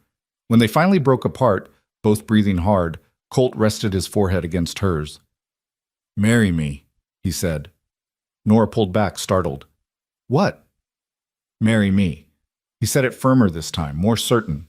I know it's fast. I know we barely know each other, really, but, Nora, I'm 37 years old, and I ain't never felt about anyone the way I feel about you. And that boy in there, I love him like he's my own. So marry me. Let me take care of you both proper. Let me be your husband and his father, legal and right. Nora stared at him, her mind reeling. It was insane. They'd known each other less than a month. She should say no. should tell him they needed time, should be sensible. But when had being sensible ever gotten her anything but heartache? Yes, she heard herself say. Yes, I'll marry you. Colt's face transformed. He swept her up in his arms, spinning her once before setting her down carefully. You mean it? I mean it, Nora laughed, giddy and terrified and elated all at once. Though we should probably tell Eli before we tell anyone else. Tell me what? They both spun. Eli stood by his pallet, rubbing his eyes, his hair sticking up in all directions. Nothing, sweetheart, Nora said automatically. Go back to sleep. But Colt shook his head. No, he should know. He crouched down to Eli's level. Your mama and I are getting married. That means I'll be your pa, legal and proper. That all right with you? Eli's eyes went wide as dinner plates. Really? Really? You're going to stay forever? That's the plan. Eli let out a whoop that probably woke every animal within a mile and threw himself at Colt, then at Nora, then at them both together. They stood there in the firelight, the three of them wrapped in each other's arms, and Nora felt tears streaming down her face. They were tears of joy. The next morning, Colt rode into town alone. He came back hours later with a silver ring, nothing fancy, just a simple band that had belonged to his mother, and a date set with the circuit preacher for the first Sunday in January. It'll be quiet, he warned. Just us and whoever the preacher brings as witnesses. Unless you want more? Nora shook her head. Quiet is perfect. The weeks between Christmas and New Year passed in a strange, dreamlike haze. Colt continued working on the property, but now he worked with a different energy, the energy of a man building his own home, not just helping someone else with theirs. He talked about adding a room onto the cabin, about putting in a proper window on the east wall to catch the morning light, about a dozen small improvements that would make their life easier. Their life. Not hers. Theirs. Nora caught herself watching him constantly, still half afraid he'd disappear like smoke. But every morning he was there, and every night he kissed her goodnight before heading to his camp by the creek, proper and respectful, even though they both knew that would change soon. On New Year's Eve, they sat up late together while Eli slept. The cabin was warm, the fire crackling, and outside the world was silver with moonlight on snow. You nervous? Colt asked, his arm around her shoulders as they sat together on the bench. Terrified, Nora admitted. Are you? Scared witless. He smiled. But in a good way, like standing at the edge of something big and knowing you got to jump. What if we fail? The question came out small. What if this doesn't work? Colt turned to face her, his expression serious. Then we'll figure it out together. But Nora, I ain't planning on failing. I'm planning on waking up next to you for the next 50 years. I'm planning on watching Eli grow up into a good man. I'm planning on building a life here that's worth living. He touched her face gently. And I'm planning on loving you every day I got left. It was the first time he'd said the word love. Nora's breath caught. You love me? Yeah, Colt said simply. I do. Probably did from the moment I saw you standing outside that store too proud to beg. You got under my skin, Nora Hayes. And I don't want you out. Nora kissed him, pouring 3 years of loneliness and fear and desperate hope into it. When they broke apart, she whispered against his lips, I love you too. God help me. I do. God ain't got nothing to do with it, Colt murmured. This is just us. Making a choice. Choosing each other. They sat together until the fire burned to embers, holding each other in the dark. And outside the old year gave way to the new. 1884 dawned cold and clear, full of promise and possibility. On the first Sunday of January, they dressed in their best clothes, which wasn't saying much. Nora wore her only good dress, dark blue and carefully mended. Eli had been scrubbed until he shined, his hair slicked down with water.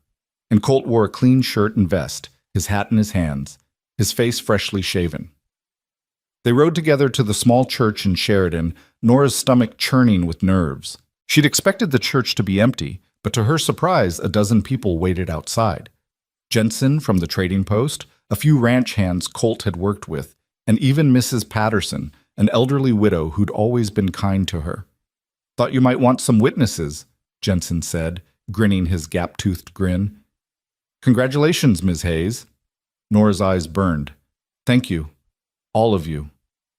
The ceremony itself was simple. The preacher, an aging man named Reverend Collins, spoke about commitment and faith, about the sanctity of marriage and the importance of family. He asked them to make their vows before God and these witnesses, and when Colt said, "I do," his voice was steady and sure. When it was Nora's turn, she looked into his blue eyes and thought about everything that had brought them here. The hunger, the fear, the desperate hope, the impossible kindness of a stranger who'd become everything. "I do," she said, and meant it with her whole heart. Colt slipped the silver ring onto her finger, and she felt the weight of it settle like a promise. Then the preacher pronounced them husband and wife, and Colt kissed her in front of everyone, gentle and reverent, and someone cheered. Afterward, Jensen produced a bottle of whiskey, and they toasted on the church steps, ignoring the scandalized looks from a few passing townspeople. Nora didn't care. She was married. She had a husband who loved her, and a son who was beaming so hard his face might split. They were a family. As they rode back to the cabin, their cabin now, together, Eli chattered endlessly about the ceremony, about how Colt looked like a real gentleman, about how Mama looked pretty. Nora leaned against her new husband's shoulder, feeling the solid warmth of him, and thought about the strange path that had brought them here. A month ago, she'd been starving and desperate, turned away from the last store in town. Now she was married to a good man who'd given her back her hope. "Happy?" Colt murmured, his arm around her waist. "Terrified," Nora admitted, "but yes, happy." "Good." He kissed the top of her head. "Because this is just the beginning." And watching the sun sink toward the mountains, painting the snow in shades of rose and gold, Nora finally let herself believe it. This was just the beginning. The cabin felt different that first night as husband and wife, though nothing physical had changed. Eli had fallen asleep almost the moment his head hit the pillow, exhausted from excitement, and now lay curled in his loft with the blanket pulled to his chin. Below, Nora stood by the fire, suddenly nervous in a way she hadn't been since she was 16. Colt moved quietly behind her, banking the coals for the night. She could feel his presence like a physical thing, warm and solid, and her heart hammered against her ribs. "Nora," he said softly. She turned. He stood there in the firelight, his shirt sleeves rolled up, his expression gentle and patient. "We don't have to," he started. "I mean, I know this happened fast. If you need time," Nora crossed the small space between them and kissed him, cutting off his careful words. When she pulled back, she kept her hands on his chest, feeling his heart beating as hard as hers. "I don't need time," she whispered. "I need you." Something flickered in his eyes. Relief, desire, tenderness all mixed together.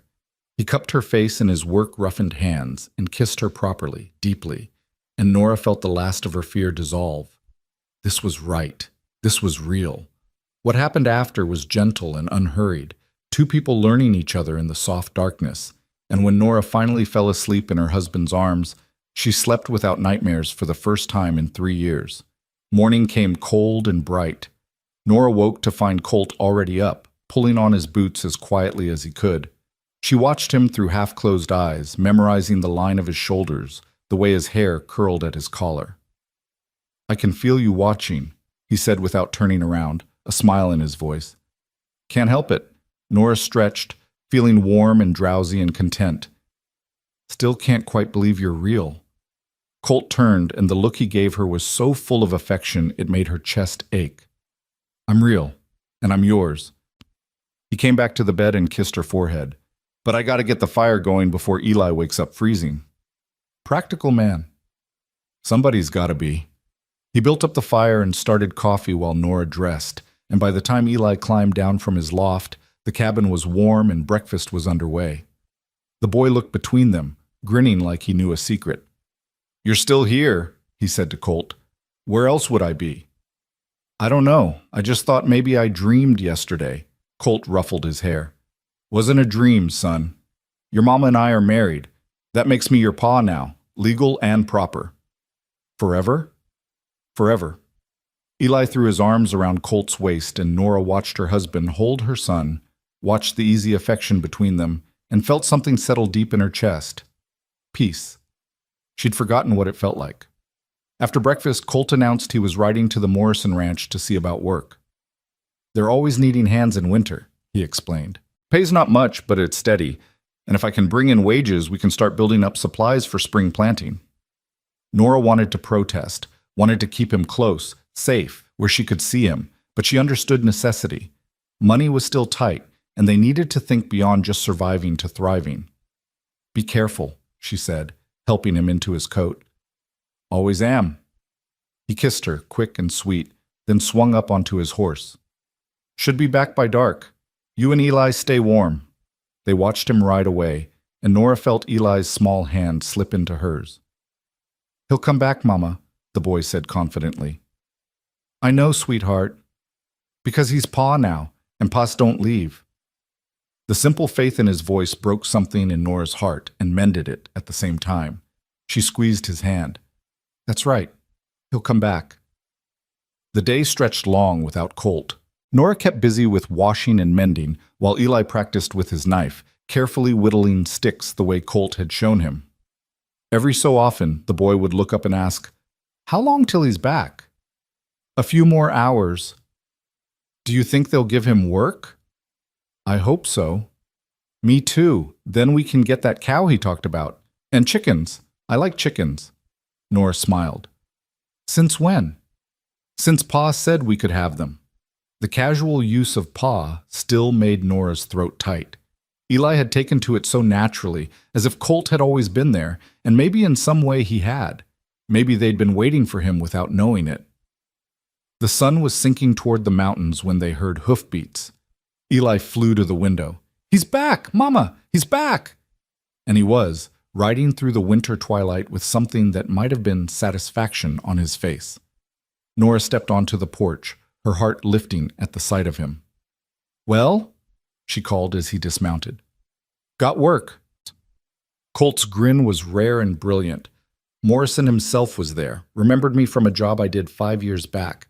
Said any man who could break a horse without breaking its spirit was worth hiring. $3 a week, plus I can bring home any game I shoot on the property. $3 a week. It wasn't a fortune, but it was more than they'd had. Nora felt tears prick her eyes. "That's wonderful." "It gets better." Colt climbed the steps, his eyes bright. "He's got a milk cow he's willing to sell cheap. She's getting old, but she's still producing. Says if I work an extra week without pay, she's ours." "Colt, that's—" Nora couldn't finish.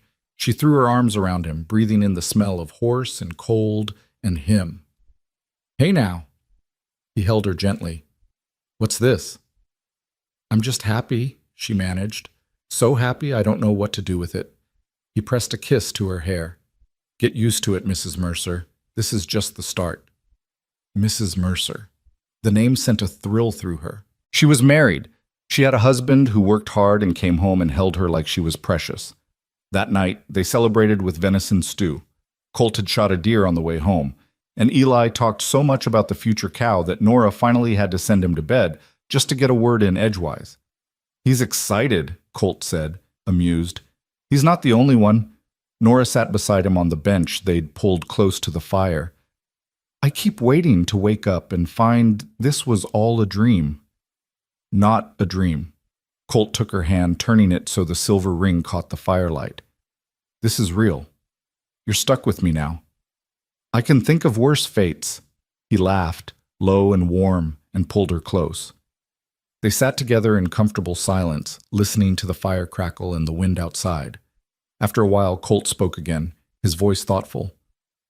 "You know, I've been thinking about names." "Names?" "For the place. Every homestead should have a name." He gestured vaguely at the cabin, the land beyond. "Something that means something." Nora considered. "What did you have in mind?" "Haven't decided yet. Thought maybe you should choose." "Me? It's your land. Was your husband's first, now it's ours together. Seems right you should name it." Nora thought about it, about everything this place had been and everything it was becoming. A place of survival, yes, but also of hope, of new beginnings. "Hope Creek," she said finally. "Because the creek runs through it, and because—" She paused, searching for words. "Because this is where I learned to hope again." Colt was quiet for a moment, then nodded slowly. Hope Creek, I like that. He squeezed her hand. Hope Creek it is. They kissed in the firelight, sealing the name like a promise, and outside the wind sang through the valley that was becoming home. The days that followed fell into a rhythm that felt almost like normal life. Colt left before dawn each morning to work at the Morrison Ranch, riding through cold and sometimes snow to put in long hours breaking horses and mending fences. He came home after dark, tired but satisfied, and always with stories for Eli about the horses he'd worked with or the men he'd met. Nora kept the home fires burning, literally and figuratively. She cooked and cleaned and mended, and when she had time, she started working on a quilt from scraps of fabric Colt had brought home. It would be their marriage quilt, she decided, something to mark this new chapter. Eli thrived under the routine. He had chores now, real chores that mattered, not just busy work. He hauled water, stacked firewood, learned to set snares for rabbits under Colt's patient instruction.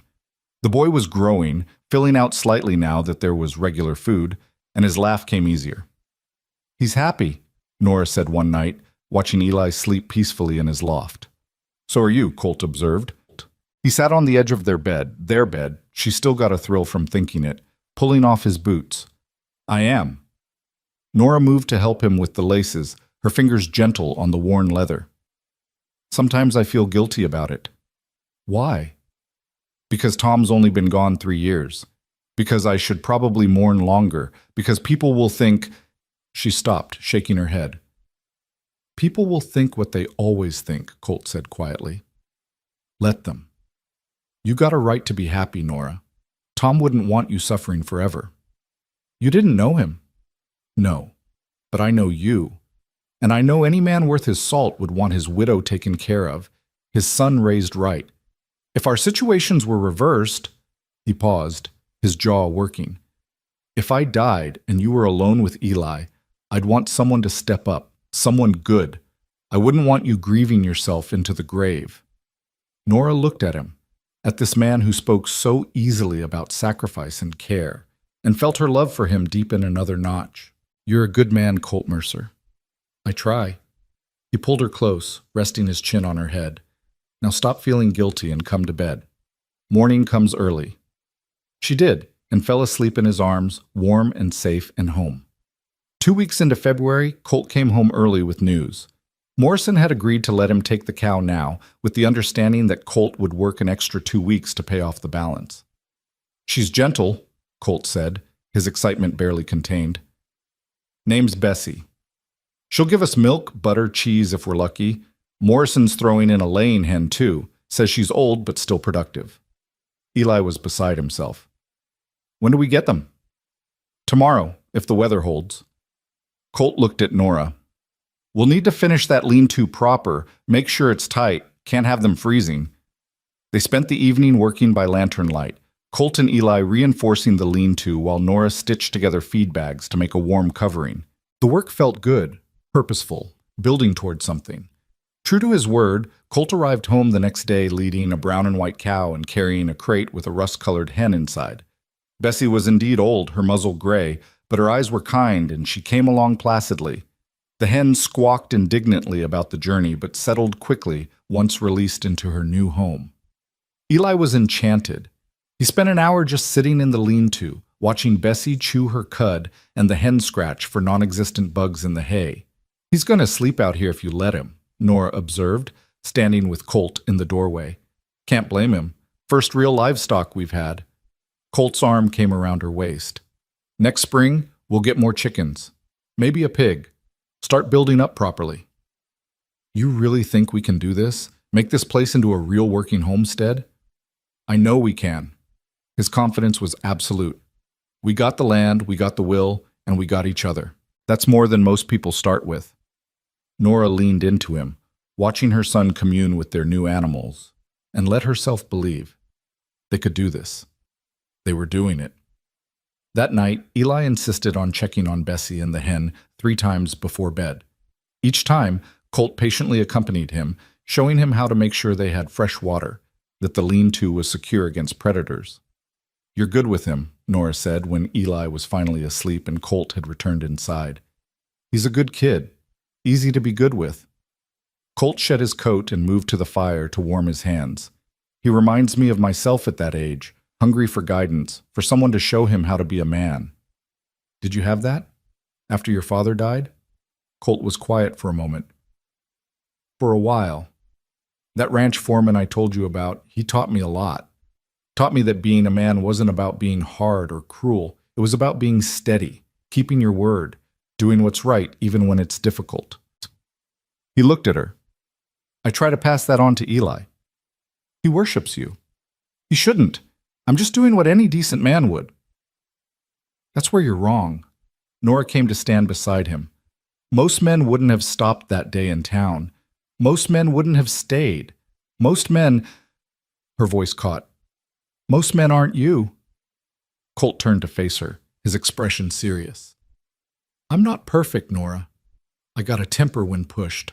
I'm stubborn as a mule about some things. I can't read or write more than my name. I ain't educated or refined. I don't want educated or refined. Nora put her hand on his chest, feeling his heartbeat steady beneath her palm. I want you exactly as you are.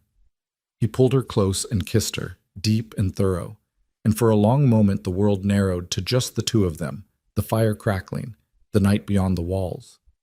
When they finally broke apart, Colt rested his forehead against hers. I love you, he said quietly. Don't think I say it enough, but I do. You and that boy, you're everything to me. I love you too, Nora whispered. So much it scares me sometimes. Don't be scared. His hands cupped her face, gentle despite their calluses. I ain't going anywhere. You're stuck with me. Promise? Promise. They stood together in the firelight, holding each other against the cold, and Nora felt the last of her fear finally release its grip. He wasn't leaving. He was here, solid and real and hers. March arrived with brief hints of thaw, though winter wasn't ready to relinquish its hold yet. Colt continued working at the Morrison Ranch, and the steady wages were building up a small cushion of savings. They had enough now for seed in spring, maybe even enough for lumber to add that extra room Colt wanted. Life felt almost comfortable, which should have been a blessing. But Nora had learned that comfort often preceded trouble. It came on a cold afternoon when Colt was at work, and Eli was outside checking on Bessie. Nora heard horses and looked up to see 3 riders approaching. Her stomach dropped when she recognized them, Frank Dawson, Pete Riley, and a man she didn't know, hard-faced and mean-looking.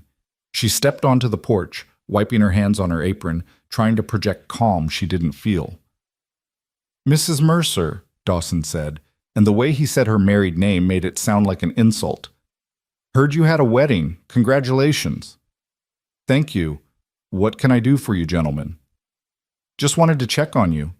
Riley's smile was oily. Make sure everything's proper. Everything's fine.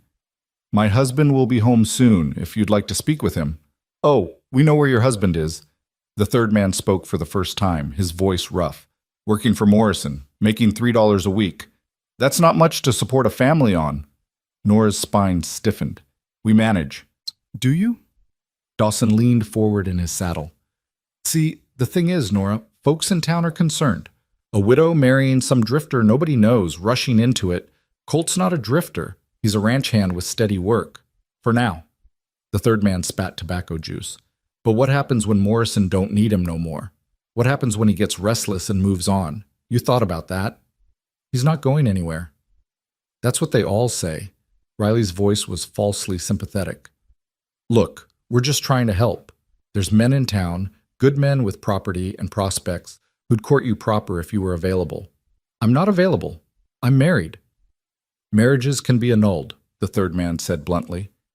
Especially when they're rushed, especially when there's questions about the circumstances. Nora's blood went cold. What are you suggesting? Just that if you want it out, there's ways, and there's men who'd be happy to step in, respectable men. Get off my property, Nora's voice shook with rage. Right now. Now, Nora, I said get off my property. She stepped down from the porch, her hands clenched into fists. I'm married to Colt Mercer by choice, before God and witnesses. And if you or anyone else has a problem with that, you can take it up with him directly. But you don't come to my home and insult him when he's not here to defend himself. That's cowardice. Dawson's face darkened. You're making a mistake. The only mistake I'm making is wasting time talking to you. Leave, now. For a moment, she thought they'd refuse. Then Eli emerged from the lean-to, carrying his small knife like a weapon, his young face fierce. You heard my mama, he said, his voice high but brave. Leave our land, the third man laughed. Got yourself a fierce little protector there, Nora. His name is Mrs. Mercer, Eli said firmly. And this is our land, all of ours. So get out. Something in the child's bravery seemed to amuse them. Dawson shook his head, still smirking. All right then, we'll go. But you remember what we said, Nora. When that husband of yours shows his true colors, don't say we didn't warn you. They turned their horses and rode off, and Nora stood shaking, watching until they disappeared over the rise. Then her legs gave out, and she sat down hard on the porch steps. Eli ran to her. Mama, are you all right? I'm fine, baby. She pulled him close, breathing hard. You were very brave. They were mean. Yes, they were. Pa's not going to leave, is he? The fear in his voice broke her heart. No, sweetheart, he's not. Promise? I promise. But even as she said it, a small voice in the back of her mind whispered doubts. What if they were right? What if Colt did get restless? What if she'd trusted too much, too fast? She crushed the thoughts down ruthlessly. She'd made her choice. She'd chosen Colt, and he'd chosen her. And she wouldn't let poisonous gossip undo that. When Colt came home that evening, she told him everything. His face grew progressively darker as she spoke, and by the time she finished, his hands were clenched so tight his knuckles were white. They came here, he said, his voice dangerously quiet. They came to our home and threatened you. They didn't threaten exactly. They implied I'd leave, that you should annul our marriage. That's a threat, Nora. He stood abruptly, pacing. I should ride into town right now. No. Nora caught his arm. That's what they want. They want you to lose your temper, to do something stupid so they can prove you're dangerous. I am dangerous when it comes to you and Eli. I know, but please, don't give them ammunition. She pulled him to face her. We know the truth. We know you're staying. That's what matters. Colt's jaw worked. After a long moment, he pulled her into his arms, holding her tight. I'm not leaving, he said fiercely. I don't care what they say or do. I'm not leaving you. Ever. I know. Do you? He pulled back to look at her. Because if there's even a shred of doubt, there's not. Nora said it firmly and realized it was true. The doubts had lasted maybe 5 minutes before she'd dismissed them. I trust you, Colt, completely. Some of the tension left his shoulders. Good, because I meant every word of those vows. For better or worse, richer or poorer, I'm yours. And I'm yours. They held each other in the firelight while Eli watched from his loft. And outside the wind howled, but inside they were safe. Together. The incident with Dawson and his friends cast a shadow over the next few weeks, but life continued. Colt worked, Nora kept house, Eli grew. Bessie produced milk faithfully, and the hen laid eggs almost every day. They were building something real, a life, a home, a future. In late March, the first real thaw came. Snow melted in rushing streams, and the creek swelled with runoff. The valley began to show hints of green, and birds returned, filling the air with song. Spring, Nora said one morning, standing on the porch and breathing in air that smelled of mud and growing things. Almost. Colt came up behind her, slipping his arms around her waist. Another few weeks and we can start planting. I've been talking to Morrison about getting seed. He'll let me have some at cost. What should we plant? Corn, definitely. Beans, squash if we can manage it. Potatoes. Those will keep us fed through next winter. He rested his chin on her head. This time next year, we'll have a full cellar and a garden that's thriving. You watch. Nora leaned back against him, letting herself imagine it. A garden full of vegetables. Shelves stocked with preserves. Maybe more chickens, another cow. A real homestead, productive and sustainable. I believe you, she said softly. Good. They stood together watching the sun rise over the mountains, painting the valley in shades of pink and gold, and Nora thought about how far they'd come. 4 months ago, she'd been standing outside Thornton's store, starving and desperate. Now she was married to a good man, her son was thriving, and they had a future stretching out before them. It wasn't perfect. Money was still tight, the cabin still leaked when it rained hard, and the townspeople still whispered. But they had each other, and that was enough. More than enough. That night, after Eli was asleep, Colt pulled something from his pocket and handed it to Nora. "What's this?" She unfolded the paper carefully. It was a deed, official and legal, with both their names written in careful script. "Had Morrison's lawyer draw it up," Colt explained. "The land's in both our names now, legal and proper. If anything happens to me, don't say that." "Nora," his voice was gentle but firm, "if anything happens to me, I need to know you and Eli are taken care of. This way, the land is yours free and clear. Nobody can take it from you." Tears blurred her vision. "You didn't have to do this." "Yes, I did. You're my wife. This is our land. It should reflect that." Nora threw her arms around him, overcome. He held her close, his hand moving in slow circles on her back. "I love you," she whispered against his chest. "So much." "I love you too." He kissed the top of her head. "Now and always." They went to bed wrapped in each other's arms, and outside the spring wind blew soft and warm, carrying the promise of new beginnings. The next morning, Nora woke to find Colt already up, standing at the window and staring out at something. She rose, wrapping a blanket around her shoulders, and joined him. "What is it?" "Look," he pointed. In the yard where snow had covered everything for months, the first shoots of green were pushing through the mud, wild grass, hardy and determined, claiming its space in the world. "It's starting," Colt said quietly. "Spring's really here." Nora took his hand, lacing their fingers together. "Yes," she agreed, "it's starting." And standing there in the early morning light, watching new life emerge from frozen ground, Nora felt something settle deep in her soul. They'd survived the winter, literally and figuratively. They'd weathered cold and hunger and gossip and doubt.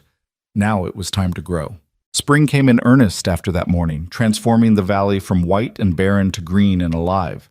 The creek ran high with snowmelt, and the cottonwoods along its banks unfurled new leaves that shimmered silver in the wind. Wildflowers appeared overnight, lupine and Indian paintbrush, columbine and wild roses, turning the meadows into a patchwork of color. Colt spent his days off breaking ground for the garden, turning soil that had been frozen solid for months. Eli worked beside him, learning to handle a spade properly, learning the difference between good dirt and poor. Nora watched them from the porch, her hands busy with mending but her eyes following her husband and son as they worked together in the spring sunshine. "Here," Colt said, crouching down to Eli's level. "Feel this soil. See how it crumbles? That's good. Means it'll drain proper, won't drown the seeds." Eli squeezed the dark earth in his small fist, his face serious with concentration. "Like this?" "Exactly like that. You got good instincts, son." The praise made Eli glow, and Nora's heart swelled watching them. This was what family looked like. This was what home felt like. By mid-April, they had a garden plot turned and ready. Colt brought home seed from Morrison, corn, beans, squash, potatoes, and they spent a whole day planting, working row by careful row. Colt showed Eli how to space the seeds properly, how deep to plant them, how to mark each row so they'd know what was coming up. "This is our future we're planting," Colt said, straightening and surveying their work with satisfaction. "Come summer, this will be full of food. Come fall, we'll have enough to last the winter, and then some." "And next year?" Eli asked hopefully. "Next year we plant even more. Maybe add some fruit trees if we can afford them. Build this place up proper." That night, Nora cooked the last of the winter stores, beans and salt pork, and they ate it, knowing that soon there would be fresh vegetables, corn on the cob, new potatoes roasted in their skins. The lean times were ending. "I got news," Colt said after supper, his tone careful in a way that made Nora look up sharply. "What kind of news?" "Good news. Morrison's herd is calving, and he's short-handed. Asked if I'd take on extra hours through May, help with the birthing and branding." He paused. "It's long hours, dawn to dusk, sometimes later, but the pay's double." Nora's first instinct was to protest. She'd gotten used to having him home at night, used to falling asleep in his arms and waking beside him, but she saw the hope in his eyes, understood what that extra money would mean. Security. Breathing room. A cushion against disaster. How long? She asked instead. 6 weeks, maybe 8, depending on how the calving goes. That's a long time. I know. Colt reached across the table and took her hand. But Nora, if I do this, if I work these extra hours and save every penny, we could have enough to add that room by fall. Maybe even get another cow, start our own small herd. Eli perked up. Could we get a horse? A real one, just for me? Maybe, Colt said, smiling. If you keep working hard and learning, a horse is a responsibility, not a toy. I know, I'd take care of it, I promise. Nora looked between them, her 2 men with their dreams and plans, and made her decision. All right, take the extra work. We'll manage. Relief crossed Colt's face. You sure? I'm sure. We've come this far by working hard, no reason to stop now. So it was settled. Starting the next week, Colt left before dawn and returned after dark, often too exhausted to do more than eat, kiss Nora goodnight, and collapse into bed. But every Saturday, he brought home his wages, and the small tin where they kept their savings grew steadily heavier. Nora and Eli fell into their own rhythm during those long days. They tended the garden together, watching for the first green shoots to emerge. They cared for Bessie and the hen, collecting milk and eggs. Eli practiced his letters. Nora had started teaching him to read using an old Bible she'd kept from her teaching days, and his knife skills, whittling small animals from scraps of wood. Look, Mama, he said one afternoon, holding up a crude but recognizable horse. It's for Pa, for when he comes home. He'll love it, Nora said, and meant it. The days were long, but they weren't lonely anymore. The cabin felt lived in, warm, full of purpose. And every night when Colt came home, no matter how tired he was, he made time to listen to Eli's stories about the day, to examine whatever the boy had made or learned, to kiss Nora like she was precious. How much longer? Nora asked one night in early May, curled against Colt's side in their bed. 3 more weeks? Maybe 4. His arm tightened around her. I know it's hard. It's not hard, Nora interrupted. I mean, I miss you. But I understand why you're doing it, and I'm proud of you. She felt him relax slightly. I miss you too. Miss being here during the day, seeing Eli learn things, working on the place with you. It's temporary, and it's worth it. Yeah. He pressed a kiss to her forehead. It is. They fell asleep like that, wrapped together, and Nora dreamed of a future where money wasn't so tight, where they could breathe easy, where the only worry was whether it would rain enough for the crops. In mid-May, the garden began to produce in earnest. Tender lettuce leaves, radishes bright and crisp, peas that Eli ate straight from the vine. Nora made salads for the first time in months, and the fresh greens tasted like victory. It's working, Eli said, kneeling in the dirt and examining a bean plant with its first tiny pods forming. Pa said it would, and it is. Your pa's a smart man. The smartest.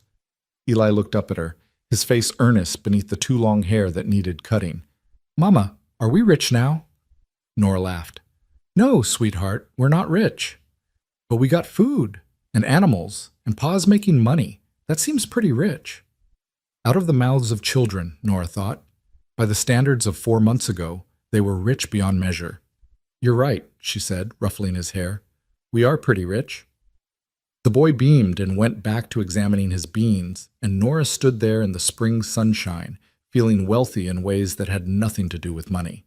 The trouble when it came started small. Colt came home one evening in late May looking troubled, his usual easy smile absent. What's wrong? Nora asked immediately. Probably nothing, but he didn't sound convinced. Had some visitors at the ranch today, Dawson and Riley nosing around asking Morrison questions about me. Nora's stomach dropped. What kind of questions? Where I came from, how long I planned to stay, whether I had any trouble in my past. Colt shed his coat and hung it carefully on the peg, his movements controlled. Morrison sent them packing, told them my business was my own, but it bothers me that they're still sniffing around. They want you to leave. Yeah, or they want to find something they can use against us. He turned to face her. Nora, I need you to tell me, is there anything about Tom's death, about the homestead claim, anything that could cause us legal trouble? Nora thought hard. The claim lapsed because I couldn't prove up the land, couldn't work it and improve it like the law required. But that's not illegal, just failed. And Tom's death was clean. Army documented everything, sent his pay and pension until it ran out. There's nothing shady. Good. Because if they're digging, I want to make sure there's nothing to find. He pulled her close, resting his chin on her head. I won't let them hurt you or Eli, whatever it takes. I know. But as she held him, Nora felt the old fear stirring again. They'd built something good here, something worth protecting, and there were people who wanted to tear it down. The next incident came a week later. Nora had taken Eli into town for supplies. A rare trip, but necessary. They'd kept to themselves, avoiding eye contact, just wanting to get what they needed and leave. But as they were loading their purchases into the wagon, Martha Cunningham approached. Nora, she said, her voice dripping false concern. How are you managing? We never see you in church anymore. We're managing fine, thank you. And your husband? He's still around? Nora's jaw tightened. My husband is working at the Morrison Ranch, as you well know. Oh, of course, Martha's smile was pure poison. It's just that people talk. They say he's been asking around about land prices, about claims available in Montana. Makes one wonder if he's planning to move on. It was a lie. Had to be a lie. But the words hit Nora like a fist. That's not true, isn't it? Well, I'm sure you know your own husband's mind. Martha's expression suggested she thought otherwise. I just worry about you, dear, and poor little Eli. It would be such a shame if history repeated itself. First one husband gone, then another. My husband isn't going anywhere, Nora said, her voice shaking with rage. And even if he were, it would be none of your concern. Now, if you'll excuse us, we have work to do. She climbed onto the wagon, pulled Eli up beside her, and drove away without looking back. But Martha's words echoed in her head all the way home, poisonous and insidious. When Colt came home that night, she told him everything. His face went dark with anger. That's a damned lie, he said flatly. I haven't asked about any land. I haven't even thought about Montana except to be glad I'm not there. I know. But Colt, they're spreading rumors, trying to turn people against us, or make me doubt you, or I don't know what they want. They want me gone and you desperate enough to accept help from one of their respectable men. Colt's voice was hard. They want to erase me from the picture. That's not going to happen. No, it's not. He took her hands, his grip firm and steady. Nora, look at me. I'm not going to Montana. I'm not going anywhere. This is my home. You and Eli are my family. Nothing and nobody is going to change that. Promise me. I promise. He pulled her close and she buried her face in his chest, breathing in the familiar smell of him, horse and hay and honest sweat. I promise on everything I hold sacred. I'm yours and you're mine, and that's how it's going to stay. Eli appeared in the doorway of his loft, his young face worried. Are the bad men coming back? No, son, Colt said firmly. And if they do, they'll have to go through me first. Can I help? You help by taking care of your mama when I'm at work, by being brave and smart and good. That's the best help there is. Eli nodded solemnly, accepting this responsibility, and Nora felt a fierce rush of love for both of them, her son trying so hard to be strong, her husband teaching him how. They weathered the rumors the same way they'd weathered everything else, by holding tight to each other and refusing to let go. Colt finished his extra hours at the Morrison Ranch in early June, and the money he'd saved was more than Nora had seen in one place in her entire life. $60, he said, counting it out on the table with reverent care. 60 actual dollars. Eli's eyes were huge. That's a fortune. It's a start, Colt corrected. A good start, but just a start. He looked at Nora. What do you think, room addition first or livestock? Nora considered.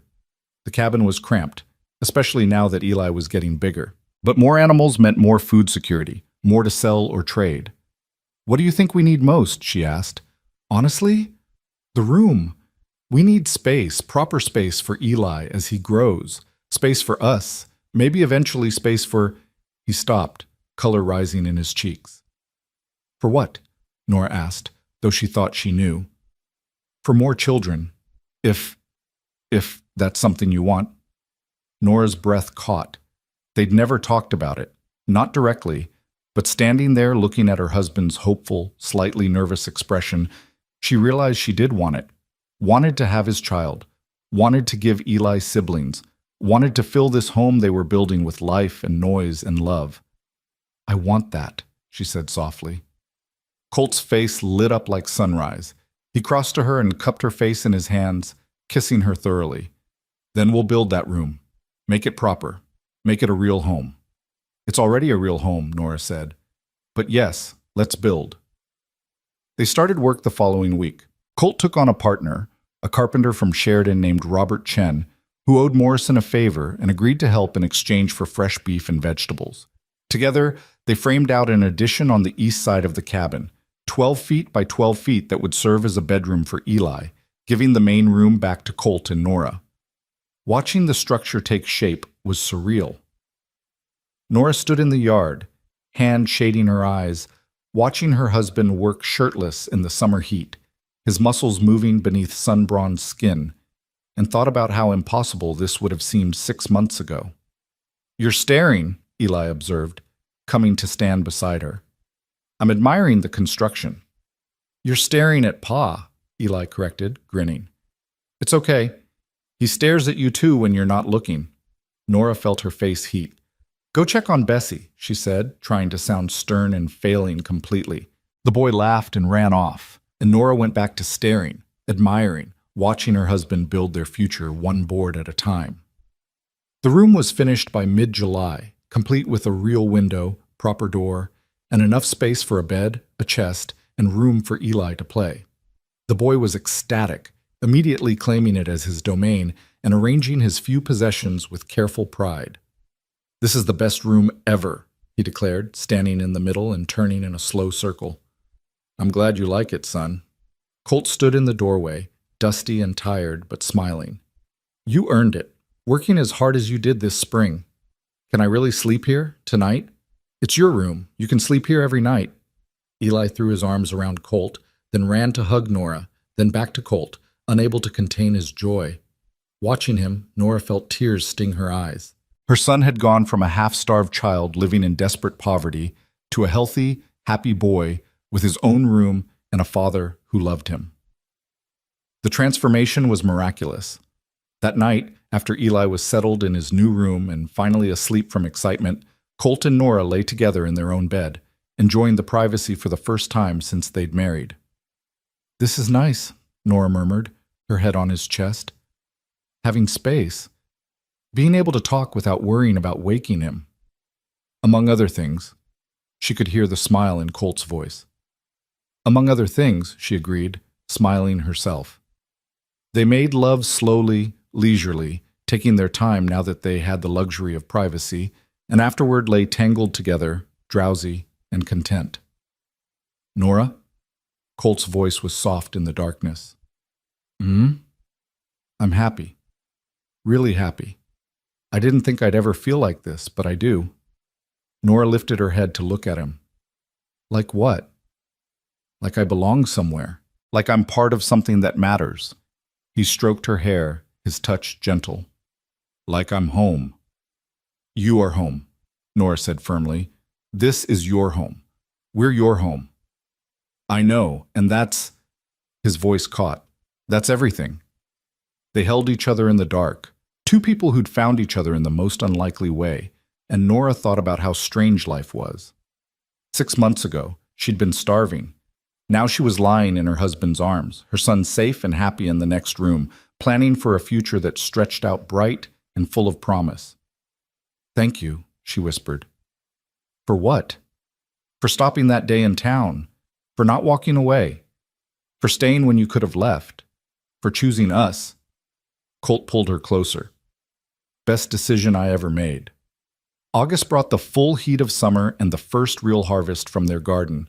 Corn ripened on the stalks, beans hung heavy on the vines, squash sprawled across the ground, producing fruit faster than they could eat it. Nora spent her days preserving and canning, putting up food for winter, and the shelves in the cabin began to fill with jars of beans and corn and pickles. "Look at all this," Eli said one evening, surveying the growing collection with pride. "We're not going to be hungry this winter." "No, son," Colt agreed. "We're not." It was a promise they could keep now. Between the garden, Bessie's milk, the eggs from their 3 chickens, they'd acquired 2 more, and Colt's steady wages, they had enough. Not luxury, not wealth, but enough. And enough felt like everything. In early September, Morrison approached Colt with an offer. One of his hands was retiring, and he wanted Colt to take over as head wrangler, a permanent position with better pay and a small house on the ranch property if they wanted it. "I told him I'd have to talk to you first," Colt said that evening, laying out the details. "It's more money, $5 a week, and it's permanent. But it means more responsibility, longer hours sometimes. And the house, it's bigger than this place, newer, but it's not ours. We'd be living on Morrison's land." Nora thought about it. More money would be security they'd never had. But this cabin, this land, it was theirs. They'd bled for it, worked for it, built it up from nothing. "What do you want to do?" she asked. "I want whatever you want." Colt took her hand. "This is our decision, Nora. Together. Could we keep this place? Keep improving it, maybe rent the Morrison house temporarily while we build up our own homestead?" Colt's eyes lit up. "That's smart thinking. Morrison might go for that. We'd be on hand for emergencies, but we'd still have our own place. I could talk to him." "Do it." Morrison agreed to the arrangement, and by October they had moved into a small but comfortable house on ranch property while keeping Hope Creek as their own. It was strange at first, living in a place with real glass windows, a proper stove, wooden floors instead of packed earth. But they filled it with their presence, made it feel like home even knowing it was temporary. The real home was still the cabin by the creek, where they'd survived the worst winter of their lives and come out stronger. That would always be home. Winter came again, but this year they barely noticed the cold. They had food enough for an army, fuel for the fire, warm clothes Nora had made from fabric Colt bought. Eli grew like a weed, shooting up so fast his pants were always too short. And in February, Nora missed her monthly courses and realized with mingled joy and terror that she was pregnant. She told Colt on a Sunday morning, nervous despite herself. They were walking together along the creek, their creek, at their cabin, checking on things as they did every week, and the words just came out. "I'm going to have a baby." Colt stopped walking, stopped breathing, maybe. Then he turned to her, his eyes wide. "You're sure?" "Pretty sure, all the signs are there." "A baby." He said it wonderingly, like testing out the word. Then his face broke into the biggest smile she'd ever seen. He swept her up and spun her around, laughing. "We're having a baby!" "Careful," Nora laughed, dizzy and delighted. "You'll shake it loose!" He set her down carefully, immediately solicitous. I'm sorry. Are you okay? Do you need to sit down? Should we go back to the house?" "Colt, I'm fine. Women have been having babies since the beginning of time." But he fussed over her all the way back. And when they told Eli that evening, the boy's reaction was equally enthusiastic. "A baby? Really? Can it be a brother? I want a brother." "We don't get to choose," Nora said, laughing. "It'll be whatever it is." "But I want a brother," Eli insisted. "Someone to teach things to, like Pa teaches me." "You'll be a good big brother either way," Colt assured him. "Boy or girl, they'll be lucky to have you." Eli puffed up with pride, already taking his future responsibilities seriously. The pregnancy progressed easily. Nora was sick for a few weeks in the spring, but after that she felt strong and healthy. She continued her work, only slowing down in the last months when her belly made it difficult to bend over. Colt watched her like a hawk, constantly worried she was doing too much, and she found his protectiveness both annoying and endearing. "I'm not made of glass," she told him in June when he tried to stop her from hoeing the garden. "I know, but that's my child you're carrying. Our child. I'm going to worry." "Then worry quietly and let me work. I'll go crazy if I have to sit around all day." He relented, but only partially. Eli was conscripted into helping his mother with anything that required bending or lifting, taking his role as protector very seriously. In late July, as the garden was producing its second summer's bounty and the heat lay thick over the valley, Nora woke in the middle of the night with the first pains. "Colt," she said, shaking his shoulder. "It's time." He was up instantly, fumbling for his boots in the dark. "Now? Right now?" "Yes, now. Go get Mrs. Patterson." The widow had agreed to serve as midwife, having delivered half the babies in the county over the years. Colt rode through the darkness like the devil was chasing him and returned with Mrs. Patterson within the hour. By then, the pains were coming stronger, and Nora gripped the bedpost, breathing hard. "How long between?" Mrs. Patterson asked, all business as she rolled up her sleeves. 5 minutes? Maybe less." "Good. Everything's moving along proper." She looked at Colt, who was hovering near the door, looking terrified. "You, out. Go boil water, keep young Eli calm, and stay out of the way." "But, out." The old woman's voice brooked no argument. Colt kissed Nora's forehead, whispered, "I love you," and retreated. Nora heard him in the next room, talking quietly to Eli, who must have woken from the commotion. The labor lasted through the night and into the next day. It was hard, painful, exhausting work, but Mrs. Patterson talked her through it with the calm competence of long experience. And when the sun was high in the sky, when Nora thought she couldn't push anymore, she heard it. A baby's cry. "It's a girl," Mrs. Patterson said, beaming as she wrapped the squalling infant in a clean cloth. A perfect, healthy girl. Nora held out her arms, and the midwife placed the baby in them. She was tiny, red-faced, furious at being born, and absolutely beautiful. "A daughter," Nora breathed, tears streaming down her face. The door burst open and Colt rushed in, Eli right behind him. They both froze, staring at the bundle in Nora's arms. "It's a girl," Nora said, smiling through tears. "Eli, you have a sister." Eli's face fell for just a moment. Clearly he'd had his heart set on a brother, but then the baby turned her head and he caught sight of her tiny face. His expression transformed into wonder. "She's so small," he whispered. "She'll grow." Colt sat carefully on the edge of the bed, his eyes locked on his daughter.